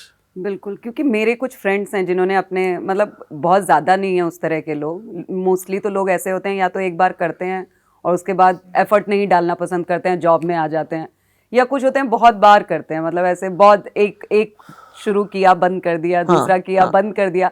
आज की डेट में जब मैं उनसे बात करती हूँ तो वो यही कहते हैं कि यार हम नौकरी तो नहीं कर सकते हैं, मतलब अब हम किस एक नए आइडिया पे काम कर रहे हैं। हर 1 साल बाद 1.5 साल बाद वो एक नए आइडिया पे काम कर रहे होते हैं। तो पेशेंस और परसिवरेंस भी चाहिए होती है। कई बार क्या होता है लोग 2-3 महीने में हार मान जाते हैं, वैसा भी नहीं होना चाहिए। सालों साल 1-2 साल लगे रहना चाहिए, बट हाँ आप अवेयर होने चाहिए बिल्कुल कि आप कर क्या रहे हो। ये नहीं कि आप बिल्कुल ही खराब आइडिया पे लगे हो जो आपको अच्छा लग रहा है। सो यही MVP, पिवटिंग, ये सारे कॉन्सेप्ट्स होते हैं। पिवट मतलब फेल फास्ट का एक कॉन्सेप्ट होता है कि जितना जल्दी हो सकता है फेल हो जाओ, ताकि आप उसको चेंज करके दोबारा पिवट करके दोबारा करके फाइनली एक फाइन ट्यून्ड वर्जन पे आ जाओ अपने प्रोडक्ट के। कई बार चीजें स्टार्ट कुछ करके होती है और एंड कुछ और, बिल्कुल ही 1-2 साल में बिल्कुल ही चेंज हो जाती है पिवट होके। तो पिवट्स आर वेरी, जैसे Airbnb बिल्कुल अलग तरीके से स्टार्ट हुआ था, पिवट करके काफी चेंज हो गया। तो पिवटिंग और MVP बहुत इंपॉर्टेंट है फॉर अर्ली स्टेज एंटरप्रेन्योर्स। काफी इंटरेस्टिंग है मुकुल, आपसे इतनी सारी चीजों के बारे में जानना। अभी एक चीज और मुझे जाननी रह गई है कि अगर आपको अपना स्टार्टअप शुरू करना है तो स्टेप बाय स्टेप कुछ ज़रूरी चीज़ें, कुछ ज़रूरी पॉइंट्स क्या होने चाहिए कि एक नया एंटरप्रेन्योर जब आ रहा है स्टार्टअप की दुनिया में तो वो उसको साथ लेकर के आए। यार इसमें मेरी सबसे फेवरेट चीज़ तो देखो MVP है फॉर सम रीज़न, क्योंकि सबसे पहले तो आप वैलिडेट करोगे ना कि आप जो कर रहे हो वो सही है भी या नहीं, राइट। तो MVP बनाओ आप, मतलब फॉर एनी स्टूडेंट के आप सबसे पहले एक सबसे जुगाड़ बनाओ, पेन पेपर पे बना लो। चाहे सपोज आपका प्रोडक्ट फिजिकल है, आपको एक गाड़ी बनानी है, उसको पेन पेपर पे बनाओ, उसके फीचर्स लिख दो, फिर आप उसको दिखाओ लोगों को, उनसे बात करो, उनसे पूछो, ठीक है। और आपको पता भी होना चाहिए कि आप में वो स्किल सेट है, आपकी गाड़ी में यूनिकनेस क्या है। तो कुछ मेजर चीज़ों का आप पहले नज़र में रखो कि भाई मार्केट साइज कितना है। हो सकता है कि आपने प्रोडक्ट बहुत अच्छा सोचा हो बट उसकी मार्केट ही नहीं है, बहुत छोटी मार्केट हो उसकी, तो आप मार्केट साइज का ध्यान रखो। आप ये देखो कि आप में स्किल्स है वो करने की या नहीं, और उसकी यूनिकनेस क्या है कि वो कॉपी हो पाएगा या नहीं हो पाएगा। उसका मोट बोलते हैं उसको। तो उसमें ऐसा क्या यूनिक है कि उसको कोई और किसी और के लिए करना बहुत मुश्किल हो जाए। तो वो चीजें नजर में रख के आप जल्दी से एक MVP लॉन्च कर दो। और ये नहीं कि आप 6 महीने लगा के उसको डेकोरेट कर रहे हो, तितर मोड़ लगा रहे हो उस पे ये नहीं करना। आप सबसे बेसिक वर्जन लॉन्च कर दो, ठीक है। आप आजकल तो वेबसाइट बनाना बहुत ईजी हो गया है, तो आप Shopify पे बना सकते हो या वर्डप्रेस पे बना सकते हो। वो सब करके उसको लॉन्च कर दो जल्दी से, और उस पर देखो क्या रिस्पॉन्स आता है लोगों का, इंस्टेड ऑफ कि आप बहुत टाइम लगा दो उसकी डेवलपमेंट में। तो ये एक पहला स्टेप होता है। दूसरा, मेरे को लगता है कि कई बार लोग इसलिए झिझकते हैं कि भाई मैं कैसे करूंगा इतनी सारी चीजें, क्योंकि स्टार्टअप अल्टीमेटली तो एक कंपनी है ना। कंपनी में तो सारे एस्पेक्ट्स होते हैं, टेक होता है, फाइनेंस होता है, प्रोडक्ट होता है, मार्केटिंग होता है, लीगल होता है, हायरिंग होता है, 4-5 मैं भूल जाऊंगा, 10 ही एस्पेक्ट्स होते हैं, राइट। सो ऑपरेशंस सबसे इम्पोर्टेंट। तो इतनी सारी चीजें होती हैं, तो कैसे करेगा कोई, क्योंकि कोई इंसान एक चीज की बैकग्राउंड नॉलेज लेके आता है ना। जैसे मान लो मैं B.Tech हूँ तो मेरे को टेक आता है, कोई फाइनेंस का बंदा होगा उसे फाइनेंस आता है, कैसे करे वो सब कुछ। अगर कोई CA है वो कैसे स्टार्टअप करेगा, उसको तो बाकी चीजें उसको टेक नहीं आता, राइट। तो इसमें मेरा मतलब ये थॉट प्रोसेस है कि आपको पूरा नहीं आना चाहिए, बट हाँ आपको सारे एस्पेक्ट समझ में आने चाहिए। ये भी एक खैर एक चीज होती है जो लोगों को नहीं पता होती, कि आपको 50% हर चीज का समझ में आना चाहिए। तो मान लो 10 एस्पेक्ट्स हैं, आपको 50% ऑफ टेक समझ में आता है, 50% ऑफ मार्केटिंग समझ में आती है, 50% ऑपरेशन समझ में आते हैं, तो आपकी टोटल नॉलेज होगी 500%, क्योंकि आपको 10 चीजों का 50-50 समझ में आता है, राइट। और फिर आपको क्या करना है, आपको वो लोग हायर करने हैं जिनको अपनी डोमेन का 100% आता है, समझ रहे हो, जिसको फाइनेंस का 100% आता है, फिर उसको लेके आओ, वो आपसे ज्यादा स्मार्ट है फाइनेंस में, नॉट ओवरऑल। फिर आप टेक का बंदा लेके आओ जिसको टेक आपसे ज्यादा आता है, हालांकि टेक आपको हो सकता है आपका खुद का एक्सपर्टीज टेक हो, तो फिर दूसरा मार्केटिंग का ऐसा लेके आओ जिसको 100% मार्केटिंग आती है। बट आपको सब कुछ आना चाहिए, बिल्कुल। और जो 50 भी है ना आपका, उस बंदे को लाने के बाद उस 50 को 70 करो, ठीक है, तो उससे आप और सीखो, ताकि कल को आपको समझ में आ रही हो चीजें कि हो कैसे रहा है। Because ultimately entrepreneurs are like वो बिल्ड करते हैं चीजें, राइट, तो वो हर चीज में दिमाग चला सकते हैं, अच्छा। तो और कल को आपको कोई टोपी ना पहना जाए कि किसी भी चीज में कि भाई आपको पता तो हो कि बोल क्या रहा है सामने वाला, राइट। तो ये एक बहुत बेसिक चीज होती है। एंड अब लोग कहेंगे कि 50% कैसे सीखे हम, तो आई थिंक 50% सीखने के रिसोर्सेज तो देखो अवेलेबल हैं ऑनलाइन। मैं ये नहीं कहूँगा कि आप 100% सीख सकते हो ऑनलाइन, मैं शायद वो ना भी वैसे तो वो भी हो सकता है, बट जरूर आप हाथ पैर मार के 50% तो हर चीज का सीख सकते हो। सो बीइंग अ फाउंडर आपको पता तो होना ही चाहिए ना कि क्या फाइलिंग्स होती है। हालांकि फाउंडर्स को सबसे बोरिंग चीजें लगती है कि क्या एमसीए की फाइलिंग्स हैं, क्या बैलेंस शीट होती है, और क्या प्रोजेक्शंस होती है, फाइनेंस वाली चीजें बोरिंग लगती है। हमें होता है कि यार हमें बिजनेस करना है यार, ये सब कौन करेगा, बट वो बहुत इंपॉर्टेंट है। At the same time marketing, right, और बाकी सारे एचआर अपने आप में एक अलग दुनिया है, लीगल अपने आप में एक अलग दुनिया है, आपके सारे एग्रीमेंट्स इन प्लेस होने चाहिए, है ना, आप एम्प्लॉयज हायर कर रहे हो या जो भी कर रहे हो। सो ये सब आपको सीखना पड़ेगा। और आपके पास एक फाउंडर के पास बस डिग्री नहीं होती, बट उसको पता काफी कुछ, मतलब सीख काफी कुछ जाता है वो, कि अगर वो किसी पेपर पे साइन कर रहा है तो उसको पता तो होना चाहिए ना कि वो किस चीज की फाइलिंग है या किस चीज का डॉक्यूमेंट है जो उसको फाइनेंस वाला दे रहा है। तो ऐसे ऐसे करके आपकी नॉलेज धीरे धीरे अपने आप बिल्डअप होती जाती है। और इसीलिए बोलते हैं कि मल्टीपल को फाउंडर्स भी होने चाहिए आपके, और हमारे नहीं है बट आपके होने चाहिए, ताकि एटलीस्ट 3-4 जो मेजर चीजें हैं, जैसे मार्केटिंग हो गया, टेक हो गया, ऑपरेशंस हो गया, ये सॉर्ट हो जाए। एक बंदा ऑप्स का एक्सपर्ट है, और सबके कॉम्प्लीमेंट्री स्किल सेट होना चाहिए। ये नहीं कि दोनों मार्केटिंग के बंदे हैं तो आप एक और एक 11 बनाना है आपको, राइट। तो जो एक मार्केटिंग का है, एक फाइनेंस का है, एक ऑपरेशंस का है, तो ऐसे करके आप टीम बनाओ, एमवीपी करो, उसके बाद अपने से चलो टीम 2-3 की बनी, फिर आप अपने से स्मार्ट लोग हायर करो, उनसे और सीखो, ठीक है, and that's how you can get started with a company. और मेरे हिसाब से हर स्टूडेंट को करना चाहिए जिसे लगता है, जिसे इंटरेस्ट है एंटरप्रेन्योरशिप का। और ये वाली जो झिझक है ये मैंने आपको बता दी, इसको कैसे दूर करना है। बहुत सुंदर, बहुत अच्छे। जैसे आपने कहा कि आप अकेले हो, है ना, तो को फाउंडर अगर जुड़े हुए हो, अलग अलग चीजों का उनको नॉलेज हो, तो वो तो हेल्पफुल होता ही है। खैर, तो आपका कुछ प्लानिंग है को फाउंडर्स को लेकर के आने का, या हमेशा अकेले ही इस युद्ध को अकेले ही आगे बढ़ाना है? मेरे हिसाब से हमेशा ओपन माइंडेड होना चाहिए आपको। You should be very open minded to have cofounders. See it is like a pie, right, आपका your share in the pie doesn't matter, the pie should be bigger, right. तो अगर आप एक 0 value की company में 100% लेके करोगे क्या? बिल्कुल, है ना। अगर वो 100 करोड़ की है तो उसमें 20% हो, वो भी वैल्यूएबल है। तो you should be very open minded while giving equity to your employees and your co-founders, and in our case we have given equity to our employees, right। तो हमारी 10% equity is with our employees। हाँ, investors आने के बाद थोड़ा मुश्किल हो जाता है to bring a co-founder on board, but वो भी कई बार सपोर्ट करते हैं कि भाई ब्रिंग। मुश्किल क्या होता है यार, एक कंपनी एक पॉइंट पे रीच कर चुकी होती है ना, उसका रेवेन्यू हो चुका होता है, उसका कैप टेबल पहले से डिफाइन हो चुका होता है। अब इन्वेस्टर बोलेगा कि ठीक है तुम ले आओ को फाउंडर, मैं अपनी इक्विटी नहीं दूंगा, तुम ही दोगे उसको इक्विटी, राइट। वो प्रो राटा पे डाइल्यूट नहीं होगी। और इन्वेस्टर तो बहुत कम ही देता है, मतलब आपको ही देना होता है, फाउंडर को ही देना होता है। फाउंडर को ही देनी होती है वैसे, बात भी सही है, वो उसमें गलत नहीं है। बट कई बार थोड़ा मतलब राइट्स वाली चीज आ जाती है ना, कि investor is a part of the मतलब डिसीजन मेकिंग नाउ। ऐसा नहीं होता कि फंड कर दिया तो, क्योंकि इन्वेस्टर राइट्स लेता है शेयर होल्डर्स एग्रीमेंट में कि मेरे से पूछे बिना नहीं होगा। तो आपकी कैप टेबल हो सकता है क्राउडेड हो, राइट, आपके ज्यादा इन्वेस्टर्स हो सकता है उसमें से कुछ ना अलाउ करें टू ब्रिंग अ को फाउंडर ऑन बोर्ड। तो ये थोड़े चैलेंजेस आ जाते हैं, but we are always open minded to have a cofounder. But after reaching a particular stage आप एम्प्लॉइज को या CXOs को हायर करके उनको स्मॉल चंक ऑफ इक्विटी देके भी काम चला सकते हो, but I think everyone should be open minded to have cofounders. बिल्कुल इट्स वेरी इंपॉर्टेंट. बिल्कुल बिल्कुल. जैसे कि आपने अभी थोड़ी देर पहले जब हम लोग बातचीत कर रहे थे तो आपने बताया कि आप, हालांकि सारे ही बच्चे, इस दुनिया के सारे बच्चे अपने पेरेंट्स के बहुत क्लोज होते हैं, है ना? हाँ. और जैसे आपने बताया कि आपको सब कुछ बहुत जल्दी जल्दी करना था. हाँ. तो ये जल्दी जल्दी क्यों करना था? तो इसमें मतलब एक क्योंकि तो आप अभी 26 इयर्स के ही हो, है ना? हाँ. और फिर भी आप जो कर रहे हो बहुत अच्छा कर रहे हो. बस ऐसे ही मतलब मेरे को अपने पेरेंट्स को प्राउड फील कराना था. एक्चुअली मेरी मॉम बेड रिडन है पिछले 12 साल से. तो मेरे को ये था कि वो कुछ, उनको इतना तो पता ही था कि भाई जॉब तो कर ही लेगा ये. मैं चाहता था कि कुछ और हटके करूँ मैं जल्दी से, और वो देखे कि मैंने किया. तो एक वो भी रीज़न था. दूसरा, बचपन से मतलब मेरे को चीज़ें बनाने का शौक तो था ही.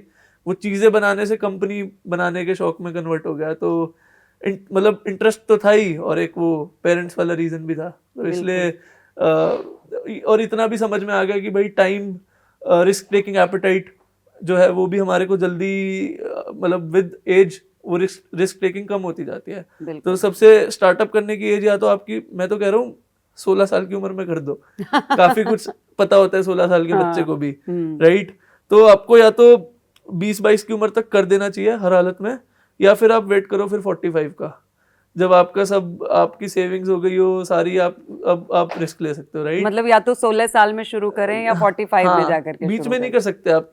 मतलब 27-28 से 45 के बीच में करना इज रिस्कियर. अच्छा. उसमें हर कोई डरेगा कि यार अब मैं रिस्क ले रहा हूँ, राइट? हाँ, क्योंकि आपने काफी सारा टाइम तो नौकरी में दे दिया. हाँ, है ना? तो नौकरी में दे दिया वो अलग बात है, बट अब आपकी सेटल होने की एज आ गई है, हाँ, राइट? भाई, हाँ, अब आप मैं उसी बात को आगे कंप्लीट करना चाहती थी हाँ. कि नौकरी में दे दिया, फिर अब आपकी शादी वादी होगी, फिर फैमिली होगी. तो उस दौरान तो आप स्टार्टअप ना ही करें, या तो शुरू में कर लें. 10 साल बहुत बड़ा टाइम होता है. सपोज यू स्टार्ट एट 18 और इवन 20, तो वो 20 से 30, एक तो आप में एनर्जी बहुत होती है, ठीक है, आप में एग्रेशन होता है, सीखने की चाह होती है, बिल्कुल, और रिस्क एपेटाइट भी होता है 20 से 25 वाले एज में. अब 20 से 25 में रिस्क लेके आपको ये तो समझ आ जाता है कि हाँ आगे क्या होने वाला है, तो वो फिर आप उसको स्ट्रेच कर लो आगे. फिर अगर आप तब नहीं करते, then it will be late. फिर आप करोगे कि यार चलो अब मैं थोड़ा कमा लूं, सेव कर लूं, फिर मैं करूंगा 40 के बाद. तो इसीलिए वो जल्दी is always a better option. और मुझे तो लगता है कि I am already very late. मतलब मुझे तो इस बात का बहुत दुख होता है कि भाई लेट हो गया है. तो 26 तक तो बहुत कुछ हो जाना चाहिए था, बट एनीवेज देखते हैं भगवान कहाँ लेके जाते हैं. बढ़िया. मुकुल, अगर स्क्रैप अंकल तक लोगों को अगर पहुंचना है, तो कैसे पहुंचेंगे? तो हमारी एक बहुत ही यूजर फ्रेंडली ऐप है प्ले स्टोर पे, एंड्रॉयड में. आप उसको डाउनलोड कर सकते हैं और बहुत ही सिंपल तरीके से आप पिकअप शेड्यूल कर सकते हैं. हमारी वेबसाइट पे भी जा सकते हैं, गूगल करके आप इनफैक्ट हमारे को फ़ोन भी कर सकते हैं. तो हमारे पास सारे मल्टीपल ऑप्शन है. आप व्हाट्सएप पे भी पिकअप शेड्यूल कर सकते हो, कॉल करके भी पिकअप शेड्यूल कर सकते हो, या हमारी ऐप पे बुक कर सकते हो, वेबसाइट पे बुक कर सकते हो. वहाँ पे सब रेट्स अवेलेबल है. 4 स्टेप्स का सिंपल प्रोसेस है. आप एड्रेस डालो, डेट डालो, टाइम डालो, और हमारी टीम आ जाएगी आपके घर, आपका सामान ले जाएगी. अगर आपके घर में बहुत सारा स्क्रैप कबाड़ इकट्ठा हो गया है तो स्क्रैप अंकल को याद करें, है ना? बिल्कुल बिल्कुल. Thank you so much Mukul, हमसे जुड़ने के लिए. बहुत अच्छा लगा आपसे बात करके, और आई होप आपको भी मजा आया होगा. और हम चाहेंगे कि आप दोबारा हम जब अपना कोई अगला पॉडकास्ट करें अगले सीजन में, तो हम फिर से आपके साथ बात करना चाहेंगे. Thank you so much. Thank you so much Ranjana for having me here, और ऐसा शो बनाने के लिए जिससे हमारी यूथ मोटिवेट हो. Thank you. Hello hello hello hello. अच्छा ठीक है, ये ऑर्डर आपके पास है ना? अभी मत. अब माइक दे दीजिए. हाँ, और कॉलर माइक भी दे दो. पर कुशन नहीं है, पता है. ऊपर ले जाओ इसको, ऊपर ले जाओ, और ऊपर ले जाओ. हाँ अब दिख रहा है, अब छोड़ दो. सब डैमेज करता है, कोई भी आर्टिफिशियल चीज इंसान को डैमेज ही करती है. सोनिया क्लैप करवा दो. फिर से करते हैं. मेरे बाल वाल ठीक है जय? ऐसे कट ऐसे आ रही है. राज कपूर ने ये किताब में लिखा था, when you realize that now you are giving your best. काम करते करते करते करते एक समय आता है आपको लगता है कि अब आप सबसे बढ़िया काम कर रहे हो, लेकिन उसी समय आपको पता चलता है इट्स टाइम टू गो. ये होती है रियलिटी कि जब आपको लगता है कि अभी मैं बेस्ट कर रहा हूँ, उसी समय कोई काम में आके कहता है बस खत्म, पैक अप करो। हमें ठंड लगती है बट इक्विपमेंट गर्म हो जाता है, तो फिर वो गर्म होने के बाद कार्बन एमिट करेगा ज़्यादा। आईना चाहिए एक मुझे, आईना। Thank you. हाँ बहुत सब ऐड हो जाएगा, हम बहुत सारी मिस्टेक करते हैं। Yes cut.